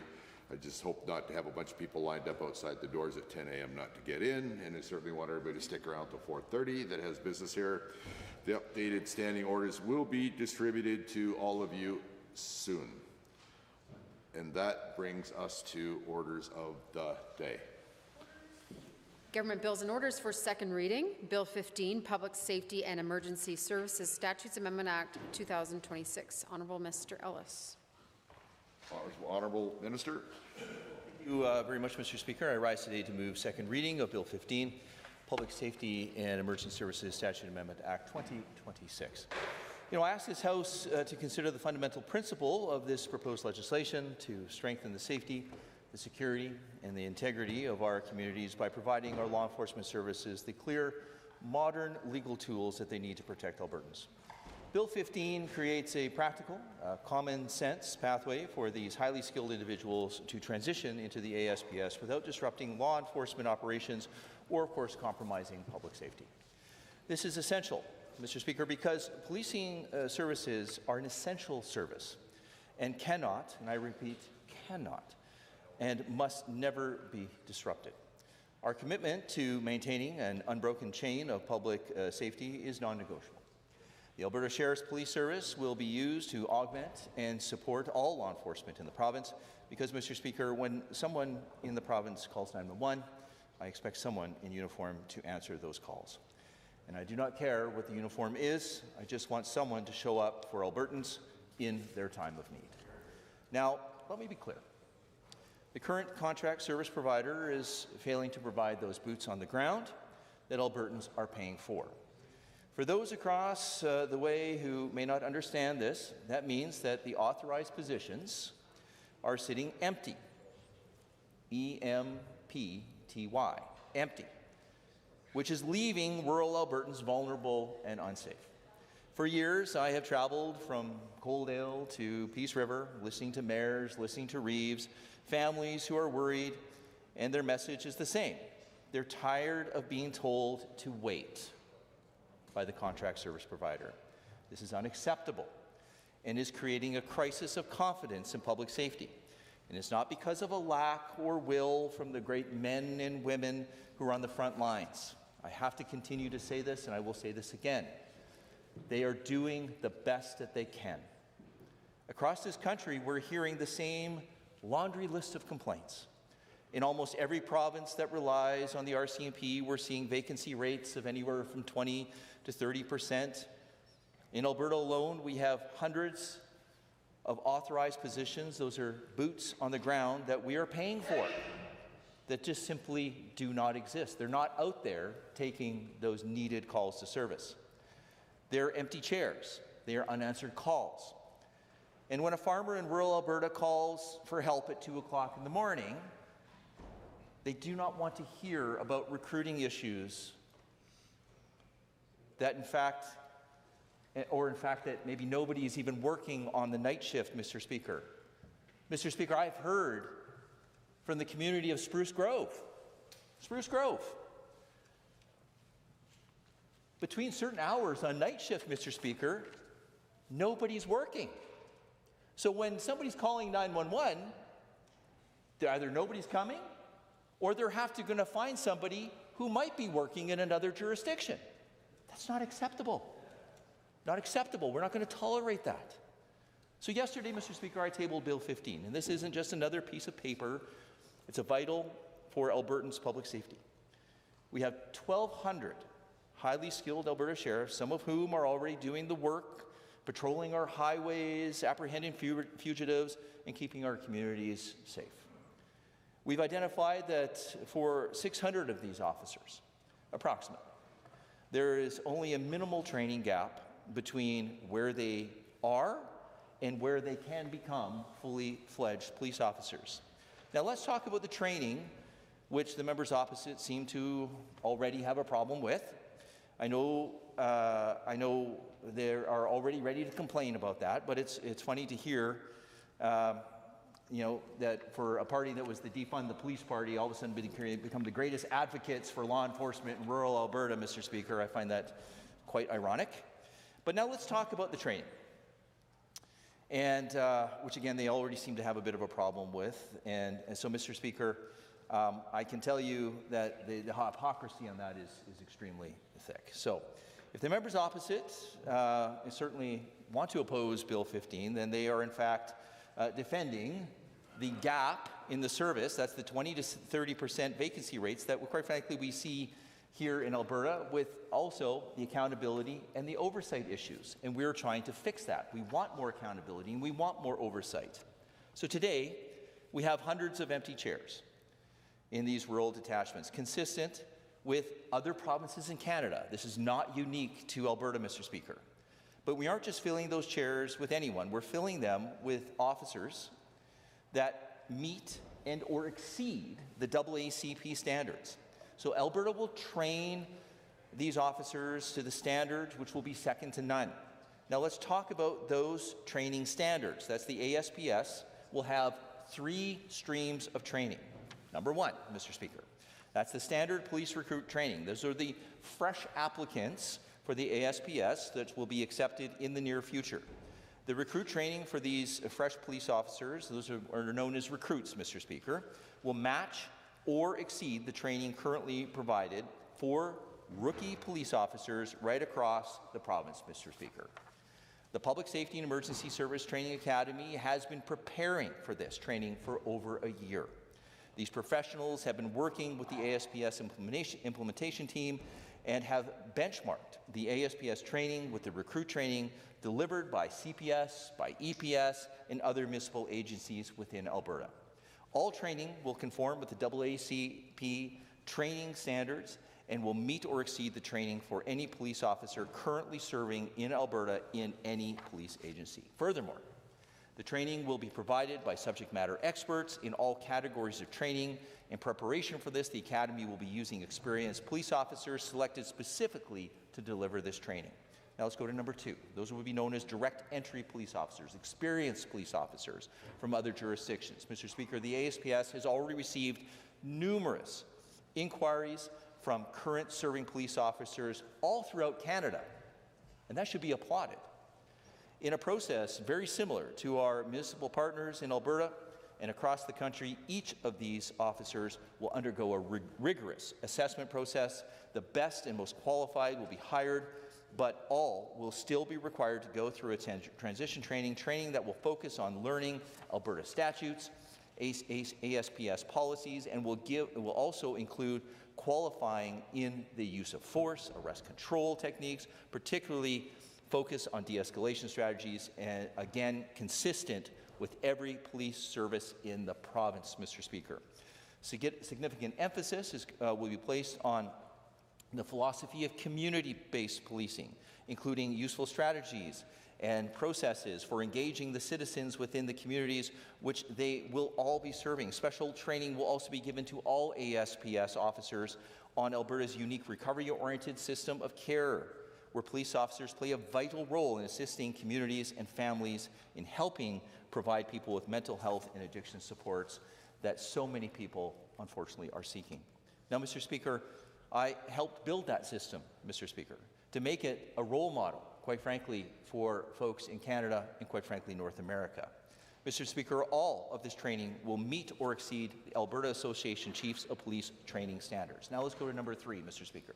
That's the transition training for Alberta peace officers to ASPS police officers. So the ASPS will be a modern 2-tiered police service. The Alberta Sheriff Peace Officer functions were evaluated, and not all met the threshold of performing those police-like functions, as I have stated many times before. Certain identified functions within ASPS will continue to be performed by peace officers. Those are jobs such as prisoner transport, court security, just to name a few. However, all of the 1,200 sheriffs will have the opportunity to apply to become ASPS police officers, testing to police officer standards, and they will be rigorous and it will be thorough. So as Minister, I have made it very clear that no one will be able to say that the police service took any shortcuts in selecting, hiring, or training those officers. So because Alberta sheriffs provide a variety of police-like services, highway patrol, scan, fugitive apprehension, surveillance, all internal applicants will be assessed on police competencies, and it should be noted that Alberta Sheriff's Police peace officers' basic training is set at approximately 15 weeks for many years, Mr. Speaker. Again, I have to stress, peace officers. Much of that training, for example, arrest and control techniques, use of force, which are all consistent again with AACP standards, are of the same quality as that is provided by municipal services within the province. In addition, many of these sheriffs have been trained through the Rural Alberta Provincial Integrated Defence, Mr. Speaker. It's known as RAPID. This advanced 4-week course was designed to elevate skills of sheriffs in such areas as enhanced legal investigative training, responding to incidents of intimate partner violence, crime scene management, advanced immediate action, rapid deployment with a focus on house clearing and barricaded subjects, Mr. Speaker. addictions and mental health. And again, all of this is consistent with the AACP standards. The 15-week basic training course with the 4-week of rapid gives an average sheriff who patrols approximately 19 weeks of training equivalent to that received by police officers on the same subject matter. Over and above this 19-week training, the average highway patrol officer has approximately 8 years of experience on the road. And as any police officer will tell you, including the sheriffs, training enforcement forces you to handle impaired drivers, drug enforcement, dealing with difficult people, appearing in court, dealing with difficult and agitated people, de-escalating situations, emergency first aid, search and rescue, Mr. Speaker. And as a police officer will tell you, the ability to deal effectively with these people is the bread and butter of your everyday work. So literally hundreds of our current allotment of the 1,200 sheriffs have spent 8 years honing those skills. These are skills that cannot be taught. It is what we call, in the conservative circles, real-world experience, Mr. Speaker. Now, as we speak to the planners, the trainers, the management of the current sheriffs, Mr. Speaker, led by Chief Parhar, are continuing to work with professionals at the Public Safety Emergency Services Training Academy to satisfy themselves that all potential training deficiencies are addressed. Currently, depending on the functional experience of that sheriff, i.e., highway patrol, scan, etc., the transition training is gauged to be an additional 6 to 8 weeks. So a grand total of 25 to 27 weeks, which is equivalent to what a police officer gets in their training, and again, something that would be consistent with the AACP. So, Mr. Speaker, upon completing the enhanced training, we are looking to deploy these IAPS, ASPS officers into busy urban areas for 4 weeks. So what does that mean? It's where I got the bulk of my training, which is in downtown Calgary, and they will be going to work in downtown Calgary and downtown Edmonton. Again, augmenting and supporting police services, getting that real-world experience. It's no different than what I got when I was a new recruit and I was sent down to downtown Calgary, right out of recruit class. The plan would be to augment and support the police of jurisdiction while being exposed to a variety of different calls, to become familiar with a multitude of the help agencies that exist in the larger urban areas, so that when those folks in rural Alberta need help, these folks will be exposed to all the help agencies, and they will know how to help people that might be in a mental health and addictions crisis, Mr. Speaker. The vision is to graduate the best trained police officers in the province, bar none, and be the shining example for the rest of Canada, because, Mr. Speaker, Alberta is a leader in this country. So clearly, the government is firmly committed to fielding a police service that will be viewed to be a role model for Canada, Mr. Speaker. The government is firmly believes that the communities are demanding police services that is firmly committed to community-based policing. The ASPS will be built on the premise and trained to listen to the needs of the community and respond accordingly. Professionalism and competency will be a commitment. So for now, Mr. Speaker, the members opposite can throw stones, and I hope they don't, but understand that I am very excited and I am committed to the prospect of delivering our promise to have police service that is not, and I'm going to be clear, is not an arm of the state, but instead an extension of the community and a reflection of the communities that they serve. But there's something else that needs to be said, Mr. Speaker, and I listen very intently to the folks opposite, the self-professed Labour Party, as an example, and I have to wonder where their advocacy for the hardworking Alberta sheriffs, who, again, have been doing the job of a police officer but not getting paid as a police officer. I don't know why on this side of the House we believe in equal pay for equal work, but for some reason we don't have unanimity when it comes to that in this chamber, Mr. Speaker. I've always said, the sheriffs The sheriffs in their on the front lines, they have been doing a remarkable job through fugitive apprehension, the patrolling of the highways, and keeping communities safe. And at times, even though they've been doing the work of police officers, they have felt like second-class citizens. And I can tell you they're not second-class citizens. They are hardworking people that have been doing more with less, who've been getting paid less, who've been treated like second-class citizens. But that is going to end, Mr. Speaker, because these folks are going to be trained up, we are going to deploy them, and we are going to augment and support every police service in this province to make sure that we have effective policing and consistent policing that every single Albertan, regardless of where you live in this province, needs and, quite frankly, deserves. So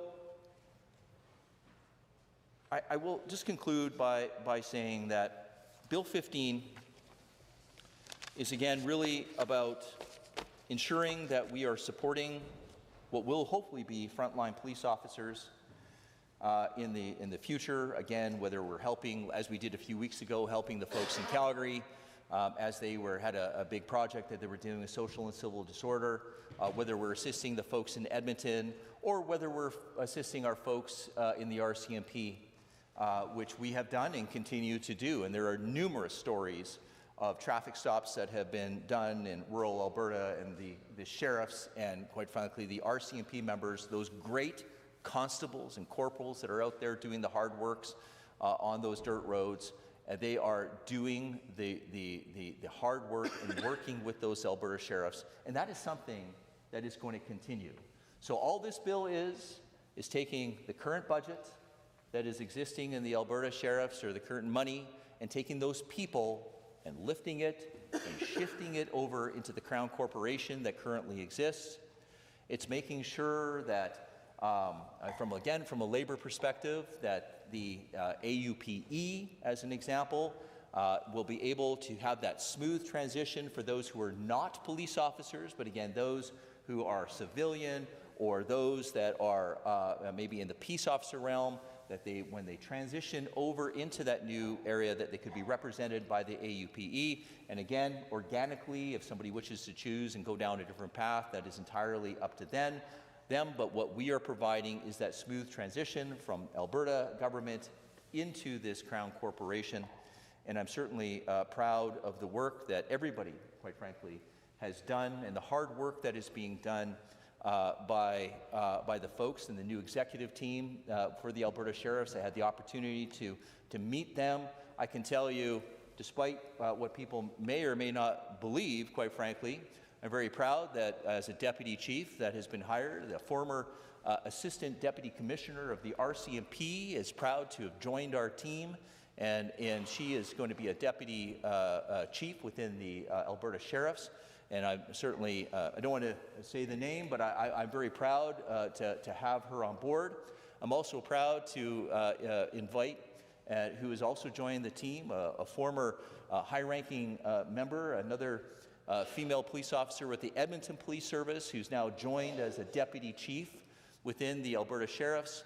The great group of people that have joined us who are experienced and police officers from Calgary and Edmonton, who are going to be involved in the training and the recruiting, Mr. Speaker.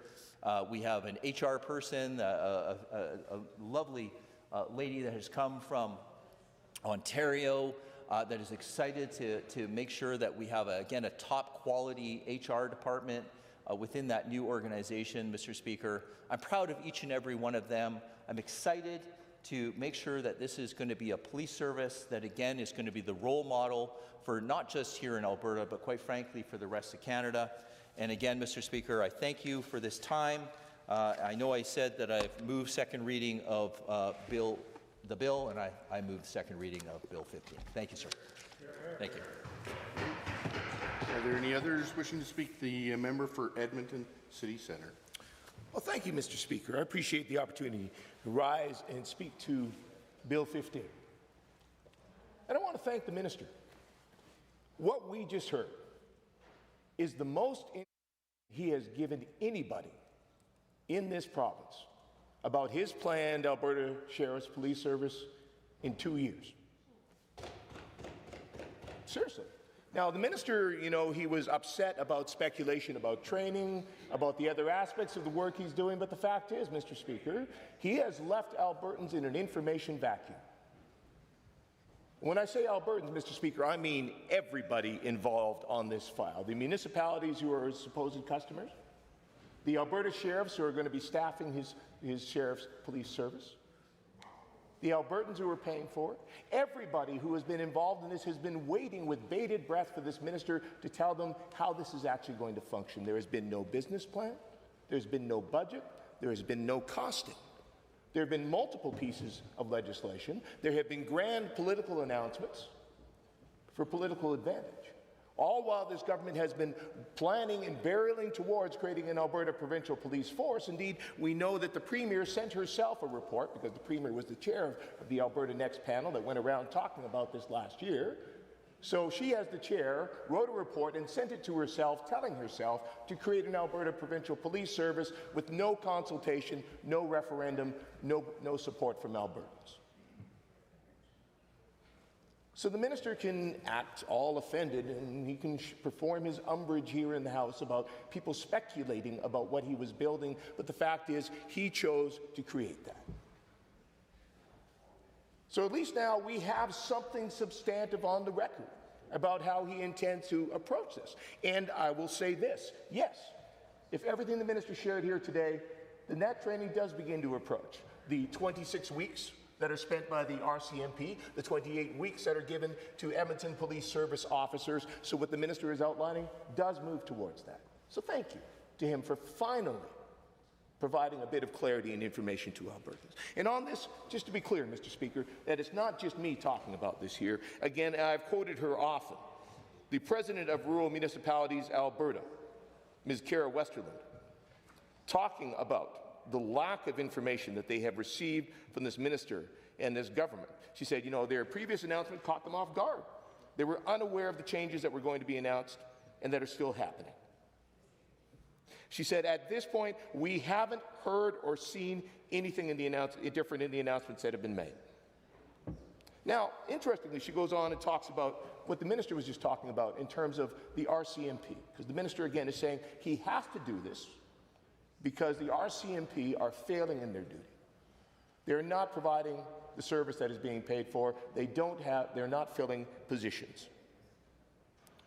Ms. Westerland, she says, in the opening comments, you hear the minister talk about the RCMP or policing services not being used in the municipalities or those calls going unanswered. It's interesting because we have seen no plans, no concrete information or data about how they're going to recruit officers, how they're going to deploy the officers. This was just after their announcement of a new chief last year, Mr. Speaker. So again, if people have doubts and skepticism, it's because this minister has refused to consult, has refused to talk to Albertans, has refused to provide any information about this multi-million enterprise that he's looking to set up.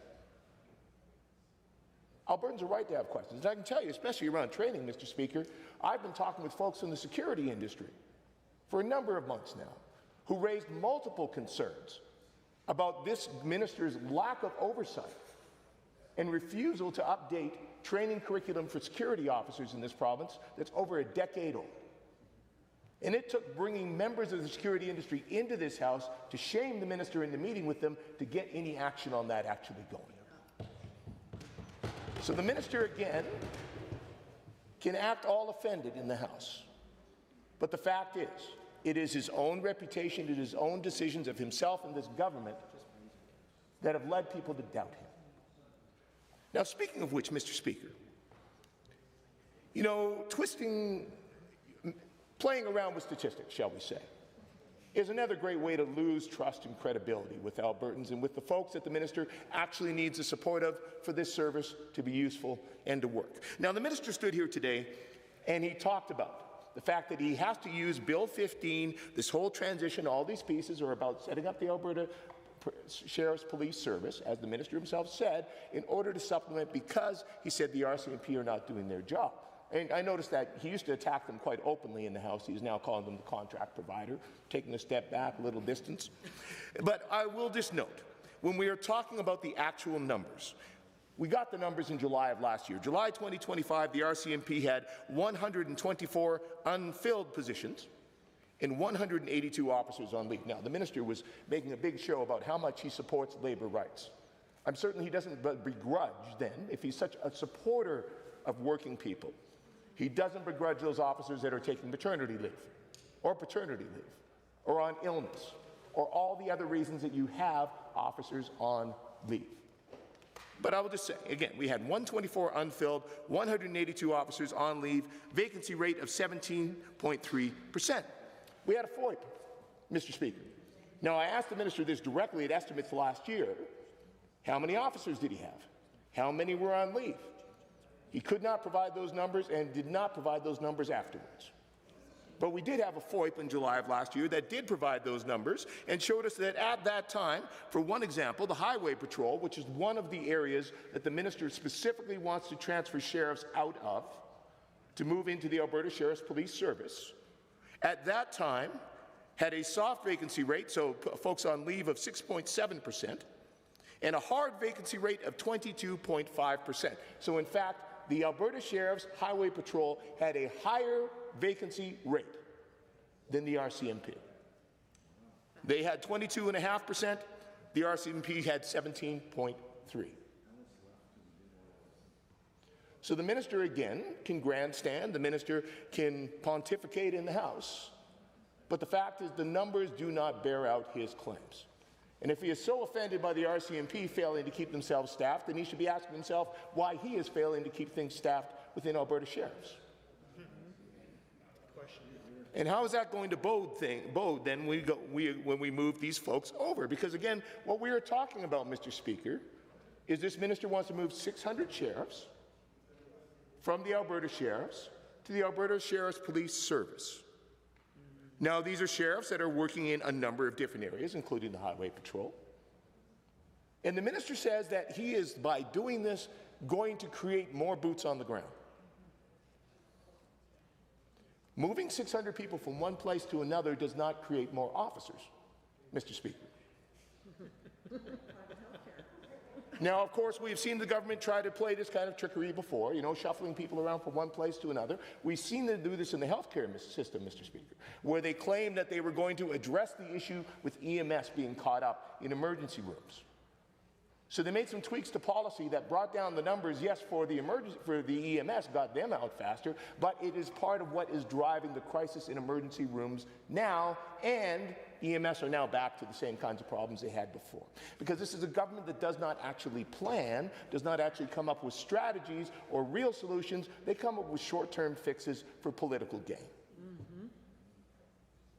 Now, the minister did talk about the fact that he is looking to recruit officers from some other provinces and that he's got things lined up and others, and we will see if the proof is in the pudding on that, Mr. Speaker. But what I can say is the minister wants to be supplementing other police services across the province of Alberta by recruiting more folks into the Alberta Sheriff's Police Service. I'm not sure how it helps other police services by creating competition for the same officers they'd like to hire. Because the fact is, if there are gaps in other police services across the province, they are also working to recruit, and they're looking to recruit from the same pool of officers. The other thing I will note, Mr. Speaker, the minister talked about, wanting to ensure that, when someone called 911, someone showed up and they had someone there on the ground to be able to help them. And he talked about, RCMP failing to provide those boots on the ground, failing to be able to show up and support folks when they need it, and particularly in rural communities.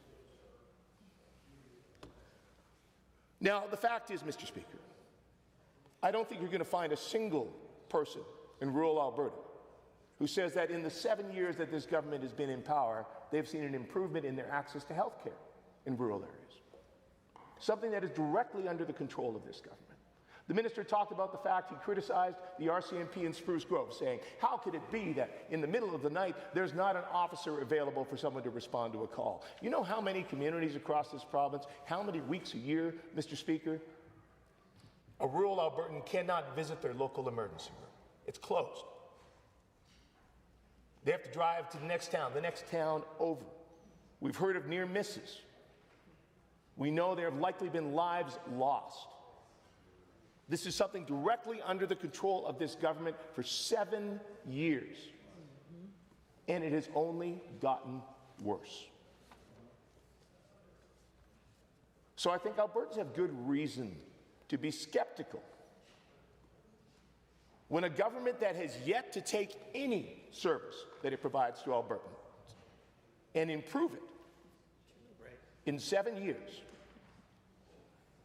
is suddenly going to stand up a brand new police service that's going to automatically fix everything. Now, speaking of the healthcare system, Mr. Speaker, what we did see in the healthcare system is this government quadrupled bureaucracy, created an entirely new set of structures, and then, as we were talking about Bill 15 and the transfer of employees, employed similar tactics. Healthcare workers were given no information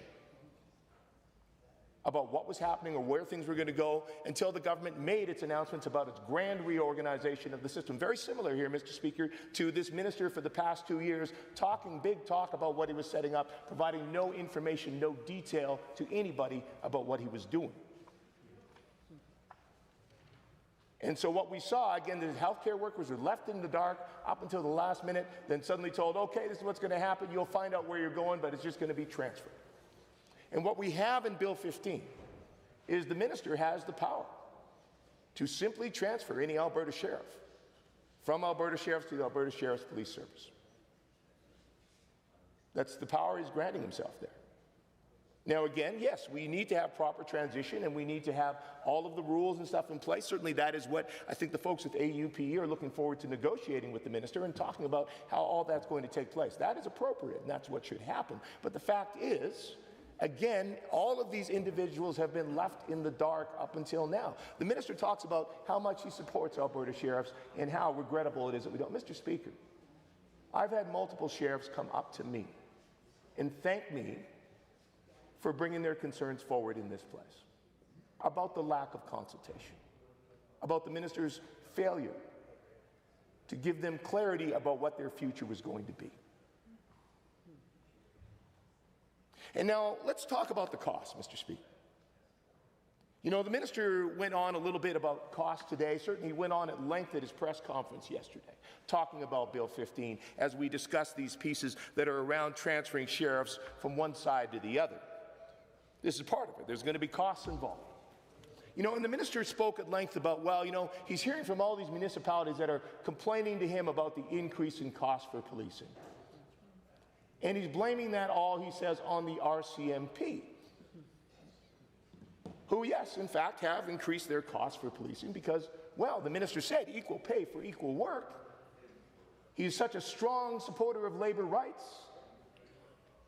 RCMP officers, Mr. Speaker, were being underpaid compared to other police officers across Canada. So they rightly and appropriately negotiated a salary increase, which, yes, has increased the cost of policing. Contract policing for the RCMP, commensurate with the increase in policing costs in other areas. Every police service in this province, Mr. Speaker, costs have gone up. And in fact, this minister has been very dogged, and previous UCP ministers before him, in saying municipalities should be giving police services every dollar they ask for. And in some cases, yes, that is appropriate because it is increasing the wages of those police officers. But when it comes to the RCMP, he's got a complaint. And the fact is, Mr. Speaker, what he is hearing from municipalities right now, their complaints, their concerns, is about his new police funding formula, which, Mr. Speaker, is a black box. The minister has simply been sending out these notices to municipalities telling them what their costs are going to increase by over the next 5 years. But he talked about how concerned he is for these small jurisdictions. I understand the town of Mayerthorpe, he handed them a form saying they can expect to pay 300% more in their policing costs in 5 years. 300%. Now here's the thing, Mr. Speaker. Did policing costs for the RCMP go up? Yes, they did. How much? We don't know. Because the minister didn't send the town of Mayerthorpe an itemized bill. He didn't send them an invoice that said this much is for the RCMP, this is much for administration, here's how it all breaks down. There was no transparency, Mr. Speaker. So here's the thing, this minister essentially has a monopoly. He gets to be the sole broker for policing in the province. So yes, municipalities have a choice about which one they're going to buy. They don't get a choice about who they're going to buy it from. If they're below a certain level, right? If they're above a certain size, they get to contract directly with the federal government themselves. Smaller municipalities, they have to buy their services through the minister. So the minister gets to have the choice of telling. He gets the bill from the RCMP, then he gives a bill to the municipality, and we don't know what might get added in between. And we know this is a government, as my colleague from Lethbridge West ably noted, that loves to download costs onto municipalities. They've done this repeatedly and all over the place. Particularly, they love making municipalities raise the property taxes for them, because then, hey, they get to pretend it's those bad city councillors that are costing people more money and not have to take the blame for doing that themselves. But the fact is, Mr. Speaker, we don't know how much of that new police funding formula, because we don't know how it's calculated. The minister isn't putting out what that formula is or how he's breaking it down. So the thing is, the minister says he swears that his new Alberta Sheriff's Police Service is going to be cheaper. Well, he's in a convenient position, Mr. Speaker. He can choose to charge whatever he wants. Because again, we don't have transparency. So the minister did give us some great information now today about police training. That is wonderful. That was detailed and it was appreciated. What would be also appreciated is that same level of detail on how he's calculating his police funding formula, and how he's going to calculate what the costs are then for municipalities that want to have Alberta Sheriff's Detachment, so that they can actually compare and contrast what is the actual cost from the RCMP, how much is being added by the provincial government, how much of this is being calculated or moved over, and is the minister perhaps choosing to subsidize the Alberta Sheriff's Police Service when he sends a detachment there? Because that is what this government has done in so many other areas. When it comes to health care and surgeries, they gave bloated contracts to private surgical centers, gave them better deals, and used that to undermine the public system. We've seen it in education, where they have increased funding for private schools while they have throttled funding and resources for public schools. So this government has a track record of putting a thumb on the scale for the things that they prefer ideologically and politically. So when we look at Bill 15, again, successorship rights, important thing. That is the right thing to do for sheriffs. We need a bit more clarity around that. Would have been nice if the minister would have engaged in any of these conversations before he was already across the starting line. But the fact is, the concerns around this are that we still have an incredible lack of detail. We have an incredible lack of support. Because again, the minister talks about the complaints he gets about the RCMP, but he did not tell you that yet the vast majority of municipalities want to keep the RCMP. They have concerns, they have issues, but they still prefer the RCMP over the minister's proposed plan. That has been steady over 2 years under this government and this minister. It has been steady for the 4 to 5 years before that. But again, this is not a government that listens to what Albertans want. This is a government that goes about using Albertans' tax money to force on them and to sell to them what this government wants. So it is for these reasons, Mr. Speaker, that we have difficulty with Bill 15. And indeed, we continue to have real concerns. And certainly I will be looking forward to the budget and business plan tomorrow, because again, perhaps for the first time we're going to see this minister actually put some numbers on the table. I know that I and a whole lot of municipal leaders are going to be watching with bated breath to finally have an idea of how this government is intending to set up this structure and what it's going to cost. Frankly, Albertans deserve a lot better, Mr. Speaker. They deserve a lot more transparency. They deserve far better than they are getting from this government. But I know that I and my colleagues are here to help ensure they get it. Thank you.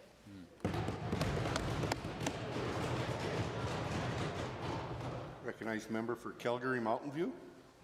Thank you very much, Mr. Speaker. Bill 15. Imagine, if you will, executing an idea that costs taxpayers hundreds of millions of dollars that no one wants and that won't solve the stated problem. Now imagine doing it while strangling healthcare and education, while Albertans are dying, according to emergency room physicians, in our emergency rooms for lack of investment. If governing was a profession, Mr. Speaker, this would be malpractice. This bill is one in a long series of bills, very slowly implementing a provincial police force. Not sure which one it is now, 6, 7, something like that, Mr. Speaker. It's like the minister is trying to sneak attack Albertans. It's like he thought to himself, maybe if I move very, very slowly, no one will notice that I did the thing they didn't want. But it's like hamburger level bad. Does anyone remember that? The McDonald's character that used to always be like badly sneaking and stealing cheeseburgers? That's what this bill feels like. This minister has been implementing this in slow stages without admitting that he's implementing it for years now. He really ought to get himself a hamburger costume. And Albertans continue to oppose it despite the government's best efforts. The government put out a survey, apparently having taken lessons from their Canada or for their Alberta pension plan survey, and by lessons I don't mean good ones. They tried to skew that survey to prevent people from coming out against. But boy, were Albertans smarter than them. And they sure managed anyway. They managed so effectively that the government, knowing how counter to their position the pension plan surveys were, resisted at the Information Privacy Commissioner releasing that information, which belongs to Albertans, for 21 months. So, having decided that they don't want to find themselves in a position again where they give Albertans any opportunity to state their actual opinions, the viewer is required first to sit through a 4-minute misinformation video. Then they're forced to answer the question, why do you support this proposal? And Mr. Speaker, there's no, I don't support this proposal, or there's no good reason for it. There are 4 answers, all of which are untrue.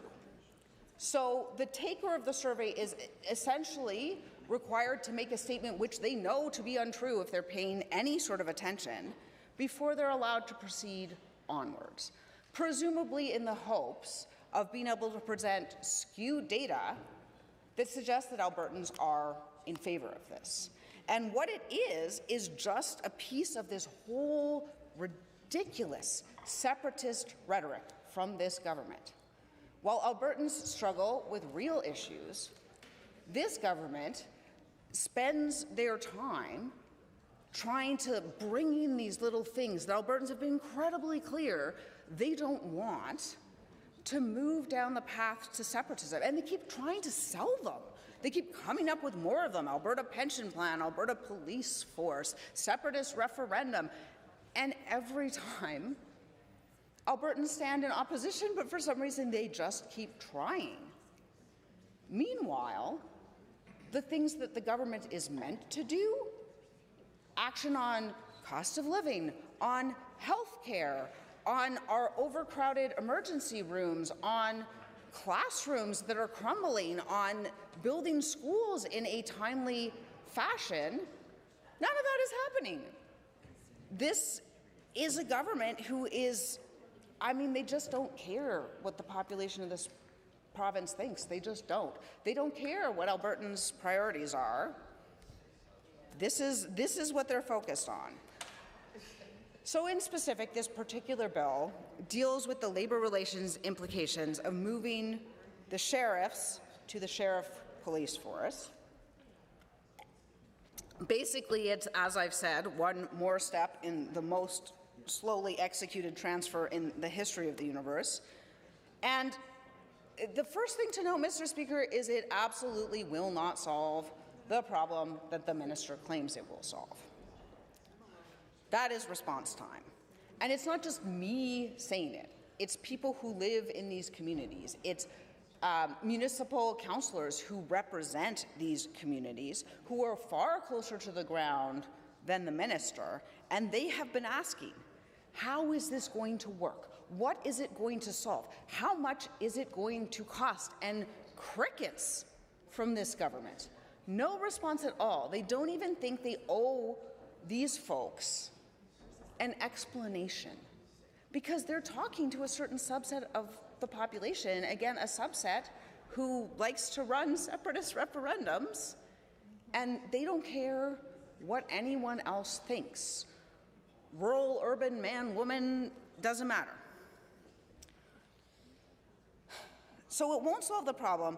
The only problem this arguably solves is a problem of the UCP's own making, which is the issue around equal pay for equal work. And the minister loves to cry, oh, these poor officers who aren't receiving equal pay for equal work. Wait, who created that problem again? Who was it that did that rapid force thing? Because I'm pretty sure that it was the UCP that created that problem. So it was the minister, it was the UCP that chose to deploy those officers doing the work of police officers without increasing their pay. And they have left them in that situation for years, 6 years, 7 years now. And now they cry, oh, the NDP doesn't want these poor folks to get equal pay for equal work. Well, no, you're the one who set that up. The UCP created that problem. And just while we're on the subject, the idea of the UCP crying equal pay for equal work, after I proposed legislation that would provide equal pay for equal work to young people, and they laughed at it and called it dramatic. So apparently equal pay for equal work, but not like that.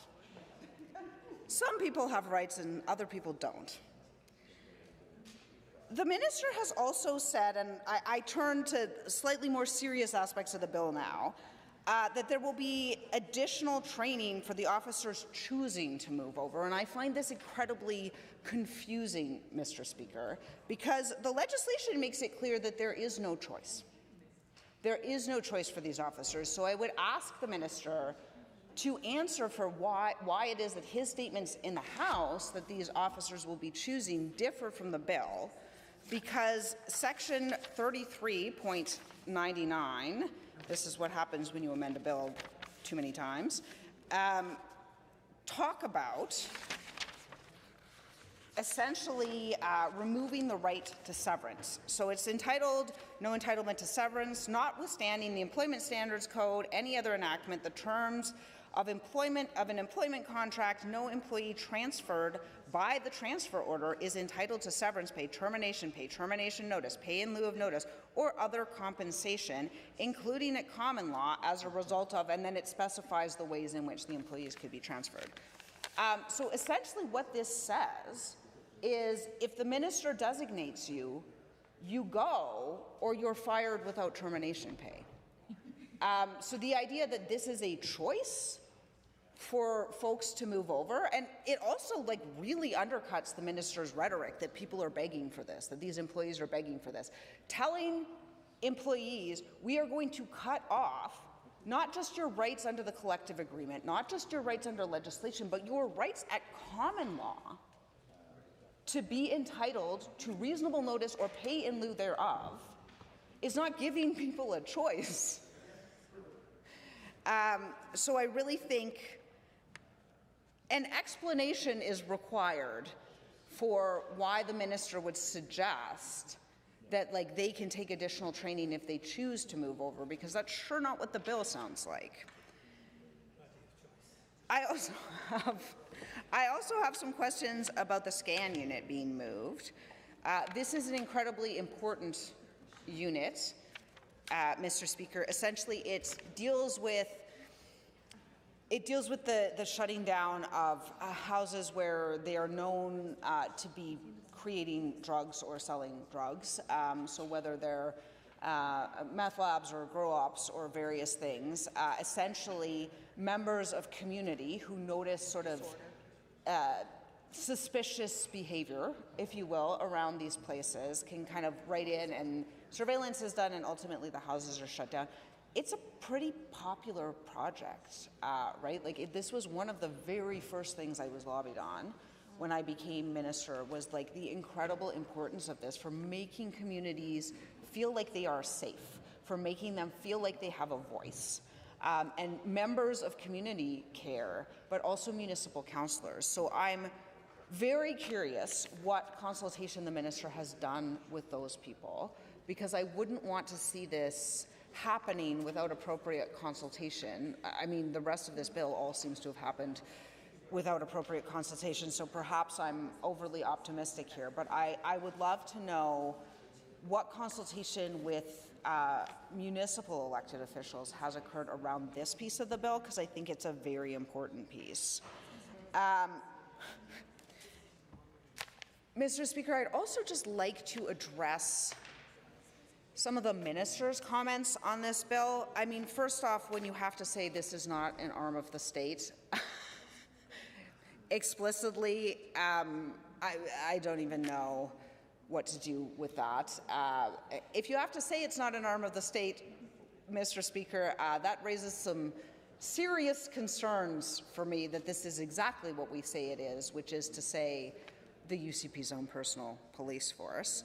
But, you know, at least he spelled the word empty for us in case we were confused. I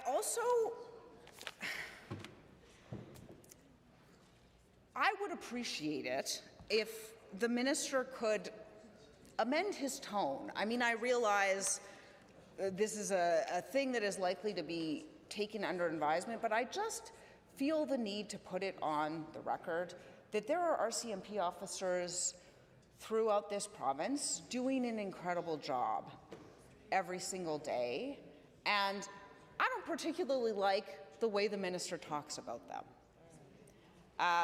I think it is disrespectful, and I think it is unfair, and I think that from his position of power, he should really reconsider that. I also don't particularly like the sort of continual misinformation being put out around vacancy rates. Vacancy rates in police services are high across the board. There's a recruitment problem. It's not specific to the RCMP. The minister does or should be well aware of that.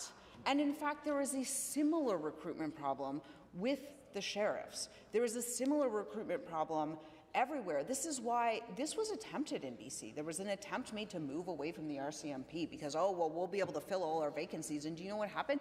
It failed because despite a $20,000 signing bonus, they weren't able to get enough officers to move over. Now, of course, the minister is going to force the folks he has currently to move over, but that's like wildly insufficient to achieve what he is saying. So I will close my comments in saying that I oppose this bill strongly.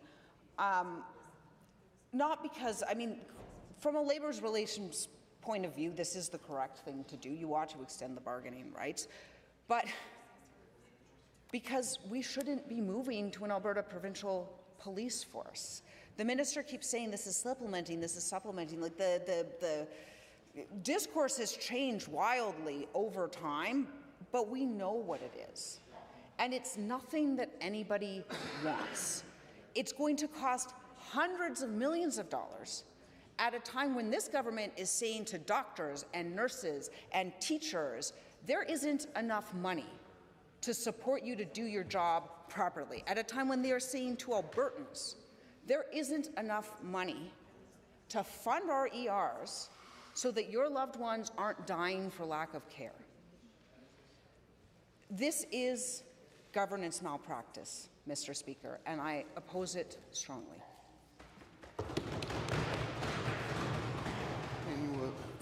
Member for Calgary, Boular-McCall. And thank you, Mr. Speaker. I also rise to speak to Bill 15, and I speak against this bill. Both my colleagues, MLA from Edmonton Centre and MLA from Mountain View, have talked about the bill, the background, and also what Minister talked about this bill. I think ever since UCP became government, from Fair Deal panel, they have been musing about creating their own police force. Instead of focusing on public safety, instead of making our communities safe, they're more stuck in this ideological program that they want to create this force and have completely ignored the safety needs of Albertan, be those Albertan in rural communities or urban communities. I live in northeast Calgary, and just earlier this week, shots were fired on a couple of homes in Saddle Ridge and in Savannah in broad daylight, and we didn't hear anything from the minister. And yet, minister will go on to insult the present contract provider who is failing to provide service. That present contract provider, if anybody doesn't know, it's RCMP. That's what minister was referring to. These are not just people in uniform, they are our neighbors. They live in these communities, they work in these communities, their kids go to school in these communities. They are Albertan, they are part of this province. They are not people or some personals that are flown in by Ottawa every day to do some work and then they go back to Ottawa. These are people part of our communities. And in closer to 2023 election, the UCP took that project out of the mandate of Justice Minister.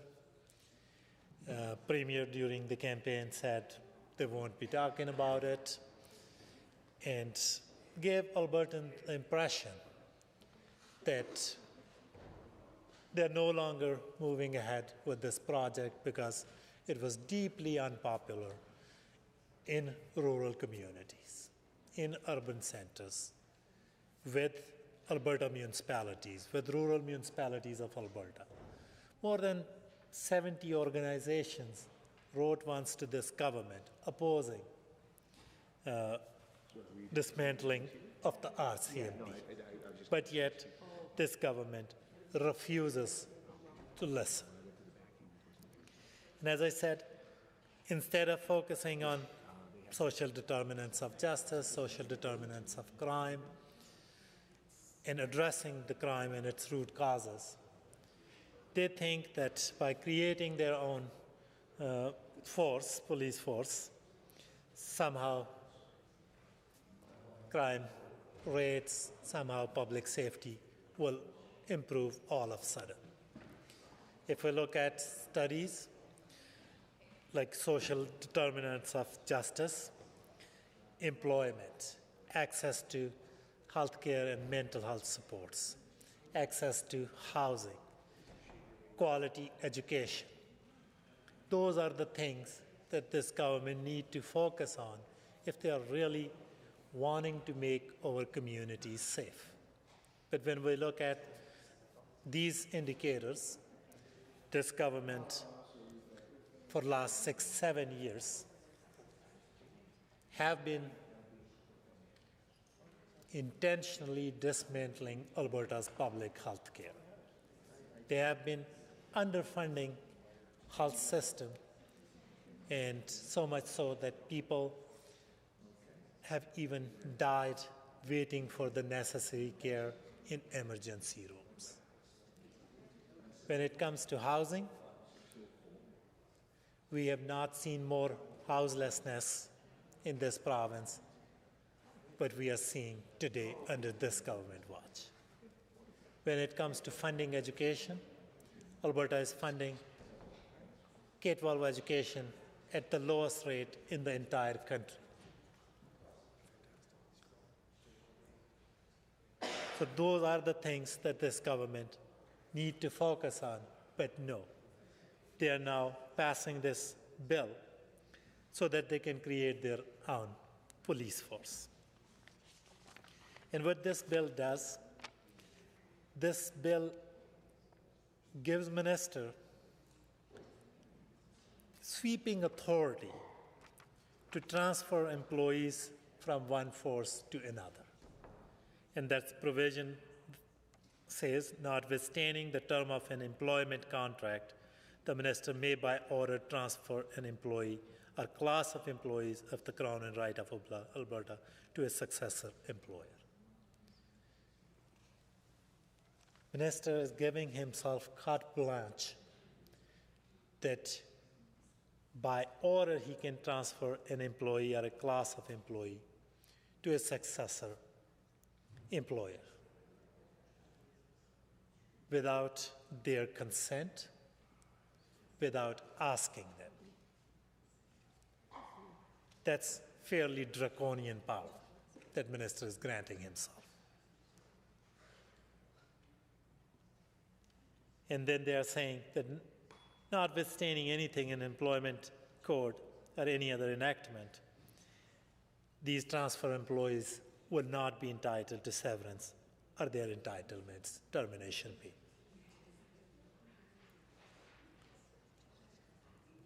That is deeply, deeply concerning.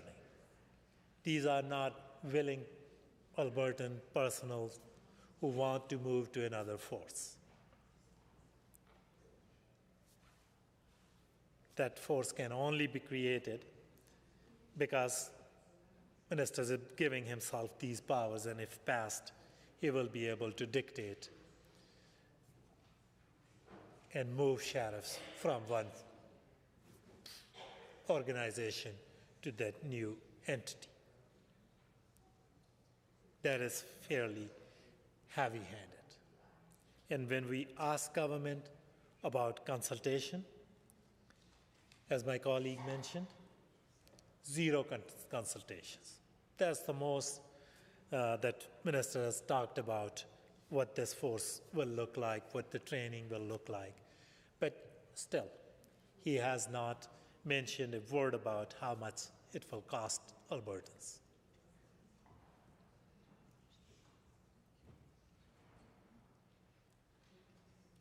Again, just creating a new force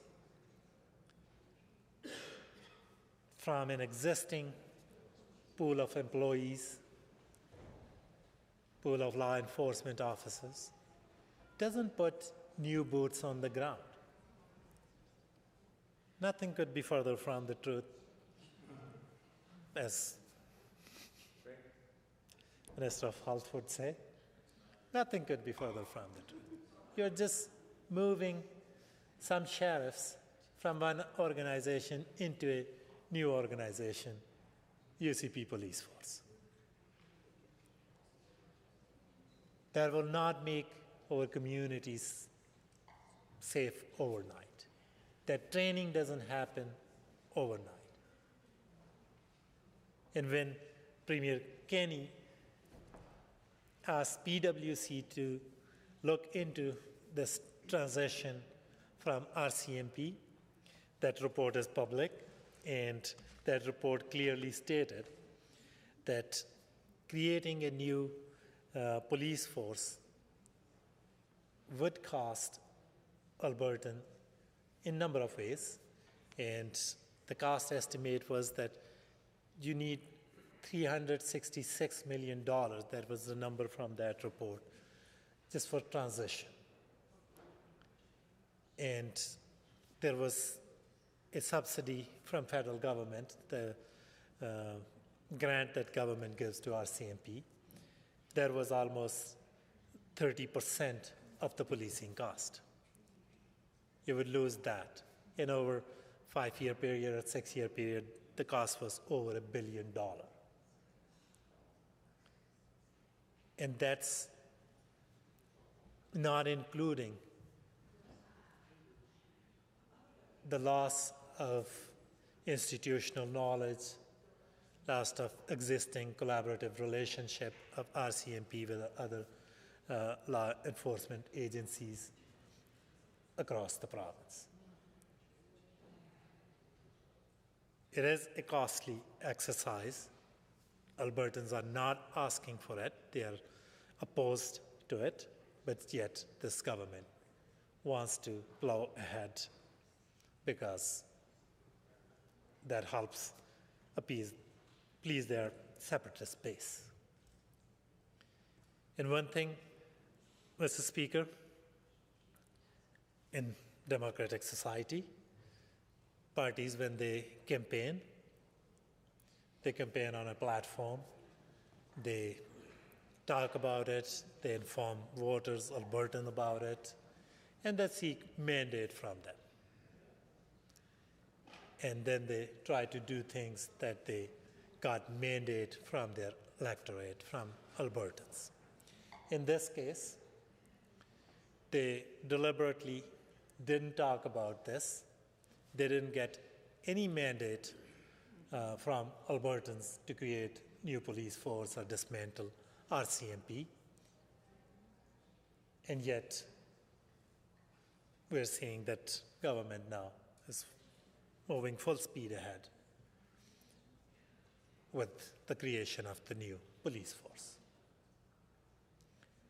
If they are so much interested in having their own police force, if they are so much interested in having their own pension plan, if they are so much interested in separating Alberta from Canada, that they have been doing for the last little while, they could easily call an election and seek mandate from Albertans in no uncertain terms that we want to create our own police force, we want to create our own pension plan, and we might as well want to separate this province from the rest of Canada. And let's see how Albertans respond. But that's not what they are doing. They are just using brute force to force employees from one organization to join another organization so that they can create Alberta Police Force. Minister also talked about vacancy rates, empty chairs, unanswered call with respect to RCMP. Quite frankly,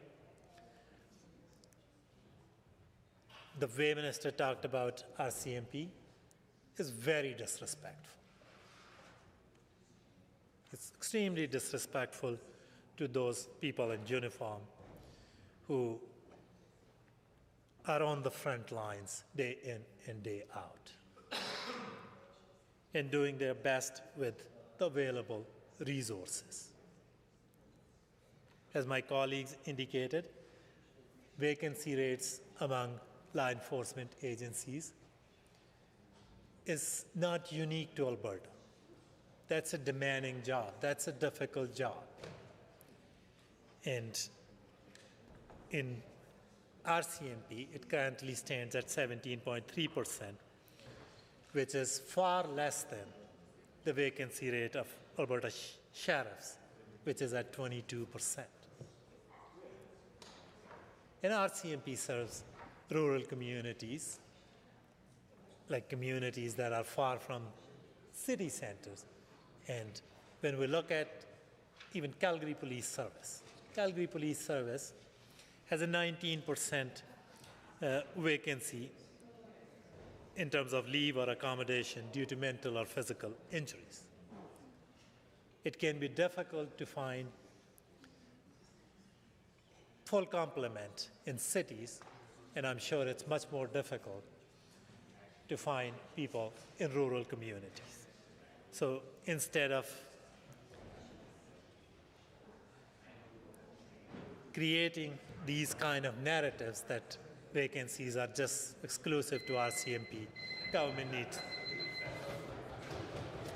The honourable member for Edmonton Beverly Clareview.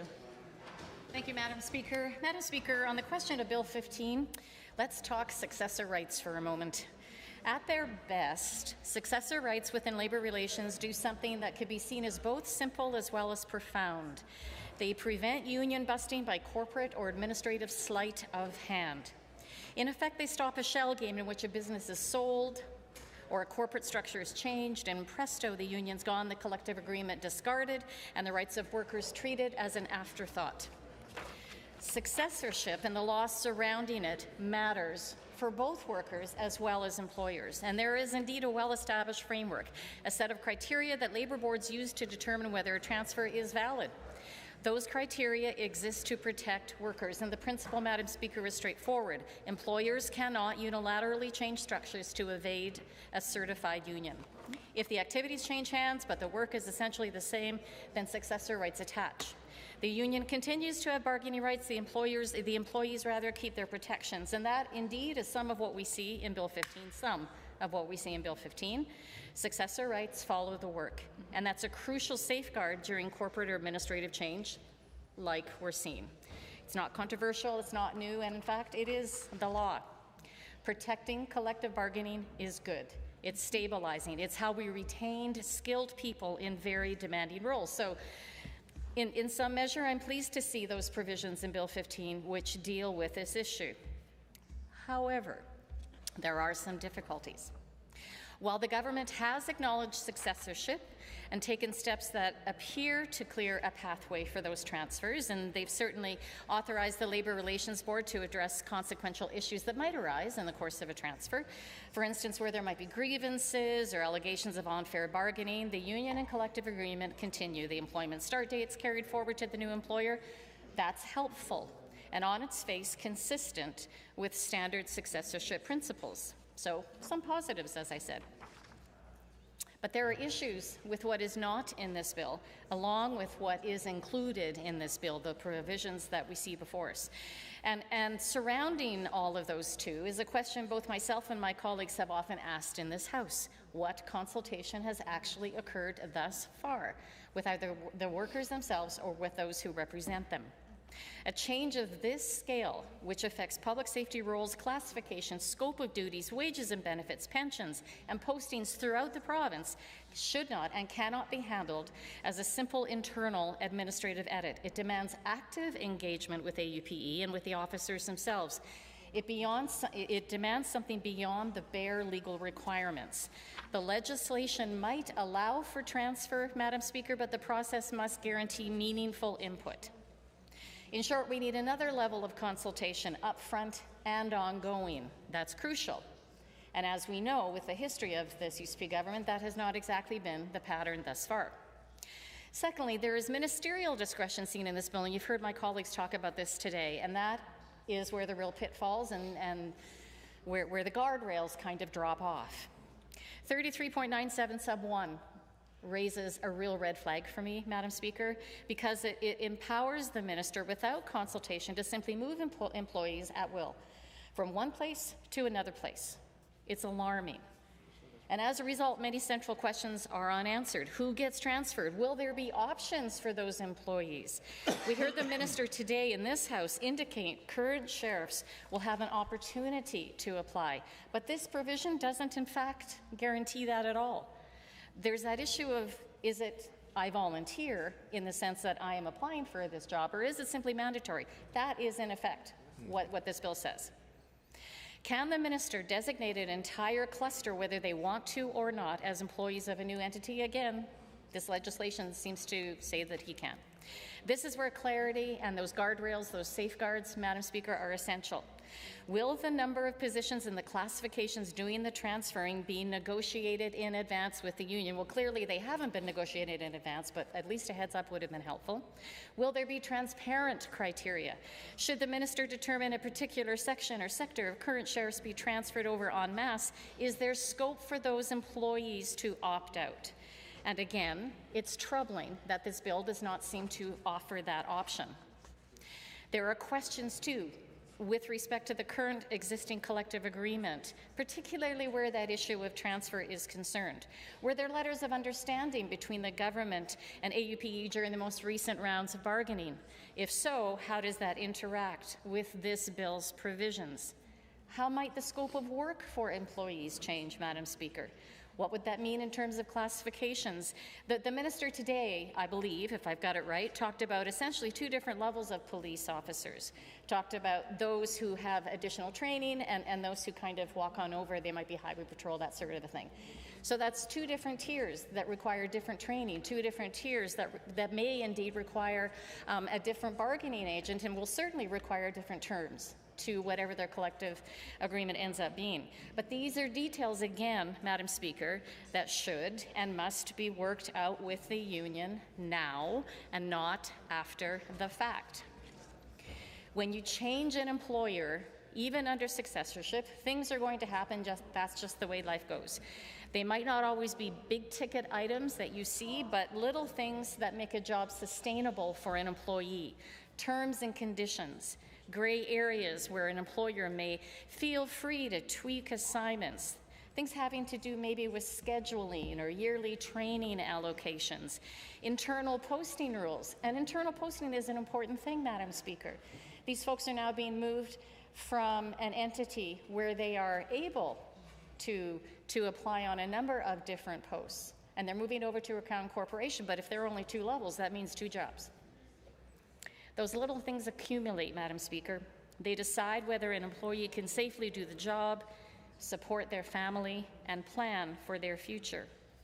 There are also some really big-ticket questions, too, for workers, and should also be for this government as well. Things like pension impacts. Will their pensions actually be adequately and sufficiently secured? Again, those changes in job scope and classification. And I'm thinking particularly of those who might be moving from peace officer roles to newly defined functions. Are these sorts of things clear right now? Because despite the fact that the minister did indeed give us some additional information today on training, this is certainly not clear for me. That issue of geographic relocation, because you're talking about something throughout the province. You're talking about a completely new entity, a new Crown corporation. So where in the province will these new folks who are moving from one place to another be located? Will they have a choice? Or will they simply have to go where they're being told to go? Opportunities for advancement or just their first assignment. Will they expand or will they narrow? And pay and benefits. We're told there may be a raise commensurate with training and the new job. And in fact, the minister went on at great length today to talk to us about the inadequacy of pay as it is right now for sheriffs. We heard it's simply moving the money from what already exists to this new entity. But we also heard that members doing police-like functions are not currently being paid adequately, even given the increase in their scope of practice right now. So I'm assuming then that we're actually going to see a commensurate rise in the budget tomorrow to ensure that these folks are indeed fairly compensated. So are there guarantees of no reduction in pay or benefits? Legally, a reduction could be a violation of a current collective agreement, which is, of course, what successor rights are about. It's about making sure that the current agreement is sustained. The specter of unfair bargaining could be raised if that isn't, and that's a problem for this government. If employees are reclassified, particularly if that shifts in closer to that police designation, will they then lose the right to strike? But it really is that issue of ministerial power, 37.97 sub 1. Normally, when a transfer occurs and the employees are offered a choice, and we've certainly seen that with AHS, though we know it has not been without issue. Employees can move, they can take a severance, they can pursue other opportunities, or some might choose, in fact, to stay with their current employer. But here that, again, doesn't seem to be an option. That's the normal way successorship respects both continuity as well as employee agency. In other words, it puts the employees, the workers, at the center. But 33.99 essentially says that employees caught in this sort of a transfer, one where the minister gets to decide who will be working in this new agency, They will simply have to accept the transfer or they will have to quit. But if they do quit then, there's no provision for termination pay, for notice, pay in lieu of notice. It does not even clearly say that they can quit. The result is effectively move or leave with nothing. But Madam Speaker, that isn't a choice. That's antithetical to the values this government claims to celebrate: choice, respect, and fair treatment. In a CBC article from today, AUPE notes that they've got a few unanswered questions about whether anyone working in sheriff roles, including conservation officers, would remain with the government or be transferred en masse over to the new agency. They wonder how ASPS will deal with employees who do not want to become police officers. And as AUPE noted, some of them are looking forward to an opportunity to pursue a career as a police officer, but some of them are not. That's not what they signed up for. And the specter of taking 600 people who are doing a particular role, like a peace officer role or a highway patrol role, and say, okay, all of you, all 600, you're moving now from here to there, again, takes away their agency, simply as people, as Albertans. That's disruptive, that's punitive. That means that workers who might, for family reasons, obligations, pension planning, health, geography, they just aren't interested at the moment. They don't want to transfer, but under this clause, 33.99, the message is take it or lose everything. There doesn't seem to be an option. That kind of forced transfer erodes trust, damages morale, and undermines the very stability that successorship is supposed to secure. And again, that does indeed go to the broader criticism, that of the minister's ability to move people around at will. And certainly, over the last number of months, we've seen this sort of pattern emerge as well, where decisions that might have been taken even with cabinet, for instance, are now just laid at the minister's desk, the minister's discretion, where that power, that decision-making ability isn't with a group, it rests with an individual. This isn't minor, this is a massive change. Something that wasn't campaigned on, clearly not consulted on, either with Albertans, officers, or their union. And yet, this UCP government has decided to forge ahead. So with that, Madam Speaker, we need some guarantees that the government will actively consult and work with AUPE. The line, the new agency will respect the bargaining process at this point, isn't enough. There need to be clear assurances. Will AUPE have a binding role in designing the transfer process? Will the number and classification of transferred positions be negotiated? Will the employees themselves have an option to remain in their current position and with their current collective agreement intact? Will there be severance or notice for those who choose not to move? And again, right now, the provision does not seem to provide that. These are essential to making sure that this transfer is fair for the employees who should be at the center of all of these decisions. One other aspect, too, is that if there are people, and the minister has talked about civilian roles moving over, but of course civilian roles can come from other agencies, including federal agencies, Madam Speaker. If there are RCMP staff, for example, who might be interested in moving to this new Crown agency, the situation, of course, becomes much more complicated because you're dealing with federal to provincial transitions and different legal frameworks. Successorship should apply, but it doesn't necessarily apply, and I'm hopeful that the government has considered that. So in terms of what a responsible and lawful transfer process requires, beyond the bare minimum, we should be seeing codified mandatory consultation with AUPE and all affected employees before, during, and after any transfer decision. There should be transparent criteria for who is transferred, when, and why, with the union at that table. There should be voluntary pathways wherever possible, clear options, and this is not clear at all, Madam Speaker, clear options for those who do not wish to move, whether that's severance or notice or remaining with the current employer, consistent with whatever happens to be in the current collective bargaining agreement. There should be binding guarantees of no reduction in pay or benefits and protection of classification until negotiations have finished with the union. And again, there should be clarity in terms of that reclassification of roles. If roles become police, acknowledge some of those implications, like a potential right to strike or representation concerns. There should be a detailed training plan, and like my colleagues, I was happy to hear that there is training and that we get. The honourable member for Edmonton Manning. Thank you, Madam Speaker, and it's a pleasure to rise and to speak to these bills, and I can finish off your stuff if you want, and speak to Bill 15. I think there's a lot of questions that the government hasn't really answered in regards to this specific piece of legislation, but also the 5 or 6 bills that have come before this piece of legislation in regards to this very clear direction that the government has chosen to take in regards to policing in the province. I would say that it is a bit confusing for Albertans to understand what is actually going on when they have continuously been asked to the question, really, do you want to keep the RCMP or would you like a provincial police force? They were asked in 2020 by the Fair Deal panel actually went around. And I appreciate that the minister wants to engage in the conversation, and I think that's fine, but I would appreciate he could stand up at some point and do that maybe.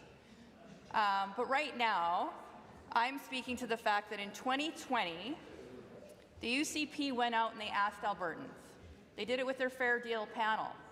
And they said, hey, we have this idea. We're thinking about getting rid of the RCMP. We're going to create our own police. What do you think? And the response they got back is, Albertans didn't want it. Okay, so that was 2020. Albertans have then been asked a few more times since then, and actually as of recent of last year, the question was put forward to Albertans again. And when that poll came out, only 31% of Albertans said they wanted to replace the RCMP.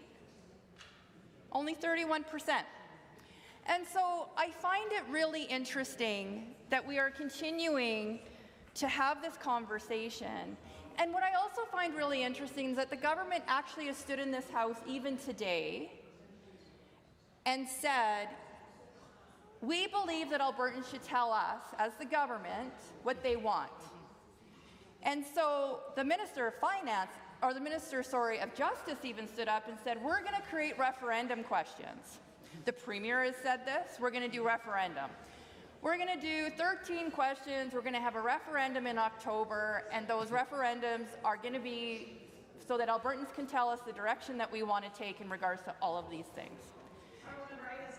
And it's not you, it's everyone else in this chamber right now who's having conversations that don't need to be happening in this chamber. Perhaps you can leave and have them elsewhere so that the honourable member from Edmonton Manning can have her time on the floor. Please continue. Thank you, Madam Chair.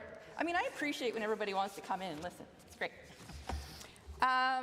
So again, as I was saying, I find it really interesting that we continuously see the government bringing in legislation to create this police force, and they haven't put the question to Albertans and actually had them vote on the question. They'll put a whole bunch of other questions forward, and they will say, well, these are the things. And then when those questions are answered, we will act on those questions, and we will implement whatever Albertans tell us they want. But yet, in 2020, Albertans said, no, we don't want this. Again, 6 months ago, Albertans came forward and said, no, we don't want this, and yet the government is going ahead. So there's like this really awesome contradiction. And when I hear the ministers continuously trying to talk to me, it tells me that I'm right.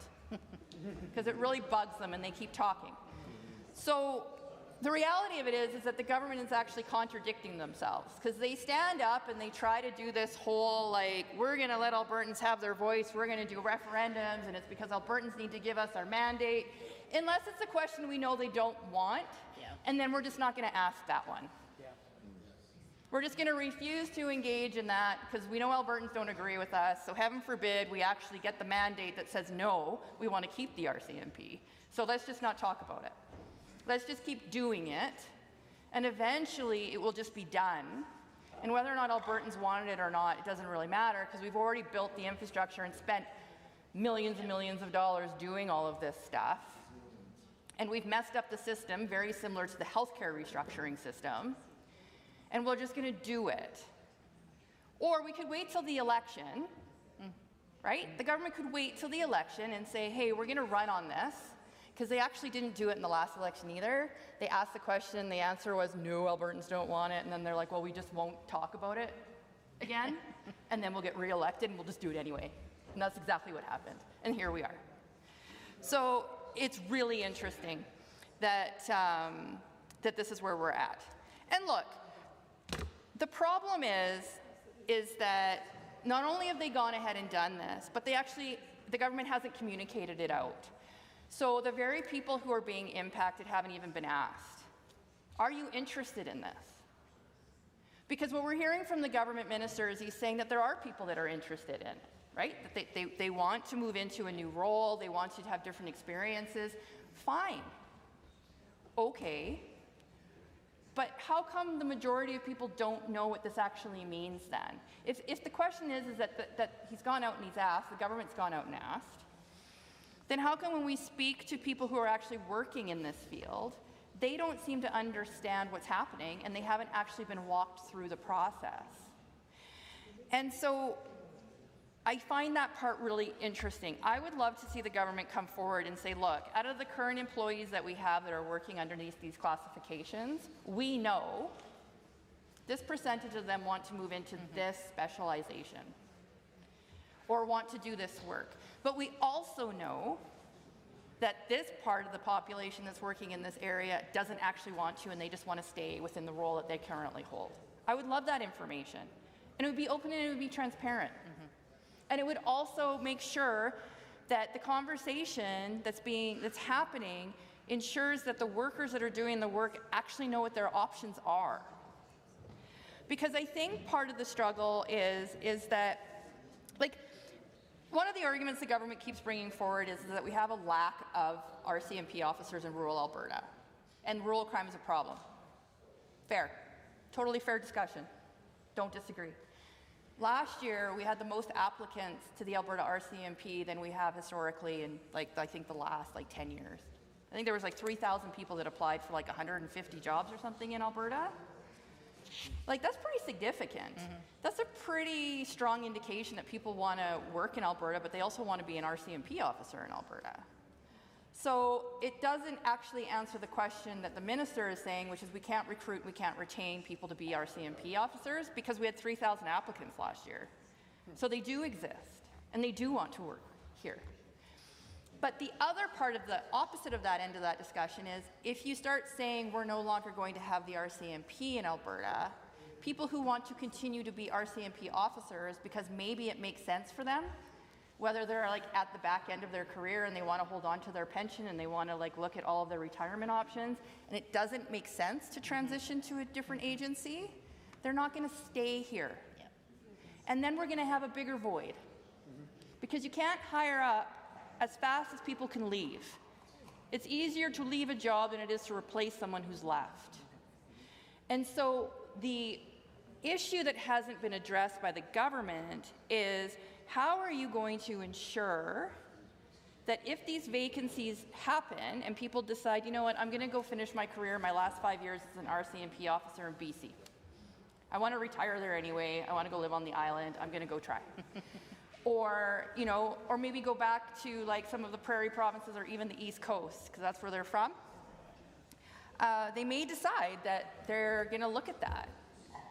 So how do we make sure that we have people who are trained and hired up and ready to go in time for all of that transition to happen? We don't have that information.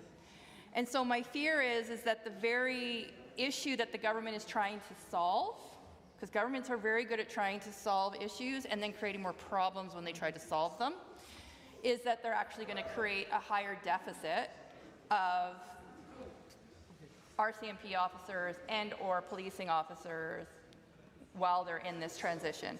So I think we need a little bit of a guarantee from the government that this isn't actually going to create a bigger deficit and actually create more of a problem than what currently already exists. Because again, I don't think there's any member in this House that doesn't acknowledge that we need to support people in rural Alberta to have access to police services. Like, there's nobody in this chamber that is disputing that fact.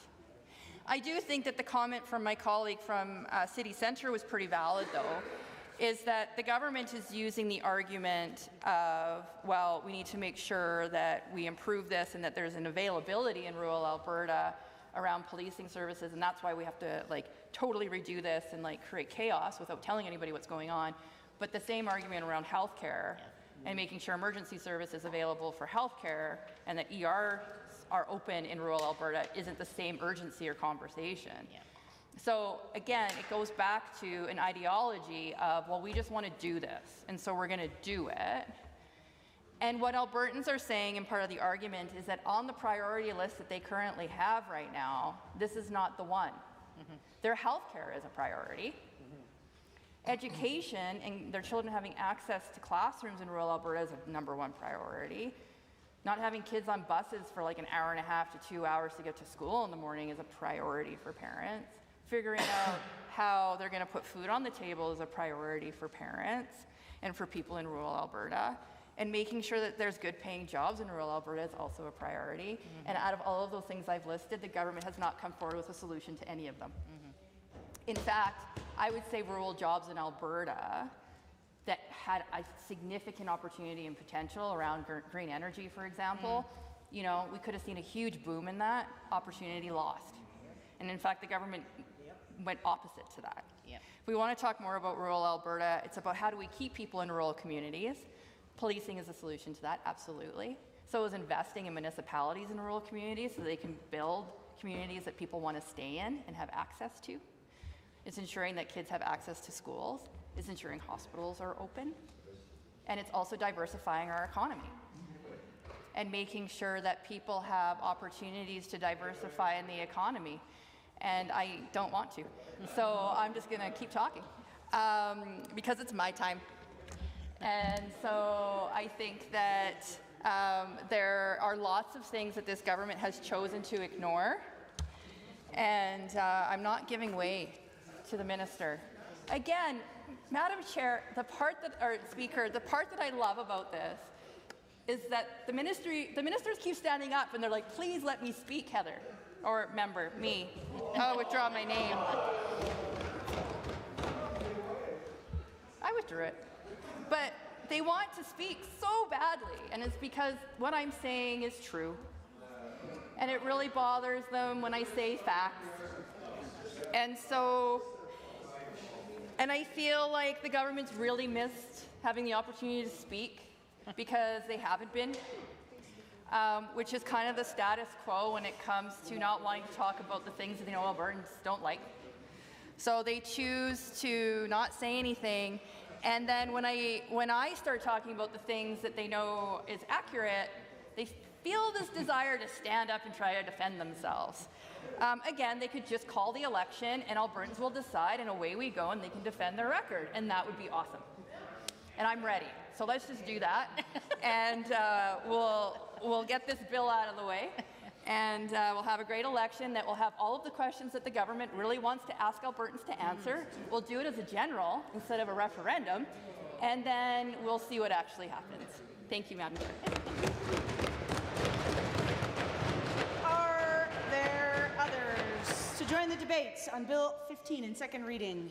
Seeing none, I will call the question on Bill 15 as moved by the Honourable Minister of Public Safety and Emergency Services. The bill that is titled Public Safety and Emergency Services Act. Does the Assembly agree to the motion for second reading? All those in favour, please say aye. Aye. Any opposed, please say no. No. That is carried. Bill 15, Public Safety and Emergency Services Statutes Amendment Act 2026 is now read a second time. The Honourable Member for Cypress Medicine Hat. Well, thank you, Madam Speaker. I move that the Assembly be adjourned until tomorrow, February 26, 2026, at 1:30 p.m. Having heard that motion, all those in favour, please say aye. Any opposed, please say no. So carried. The House stands adjourned until 1:30 tomorrow.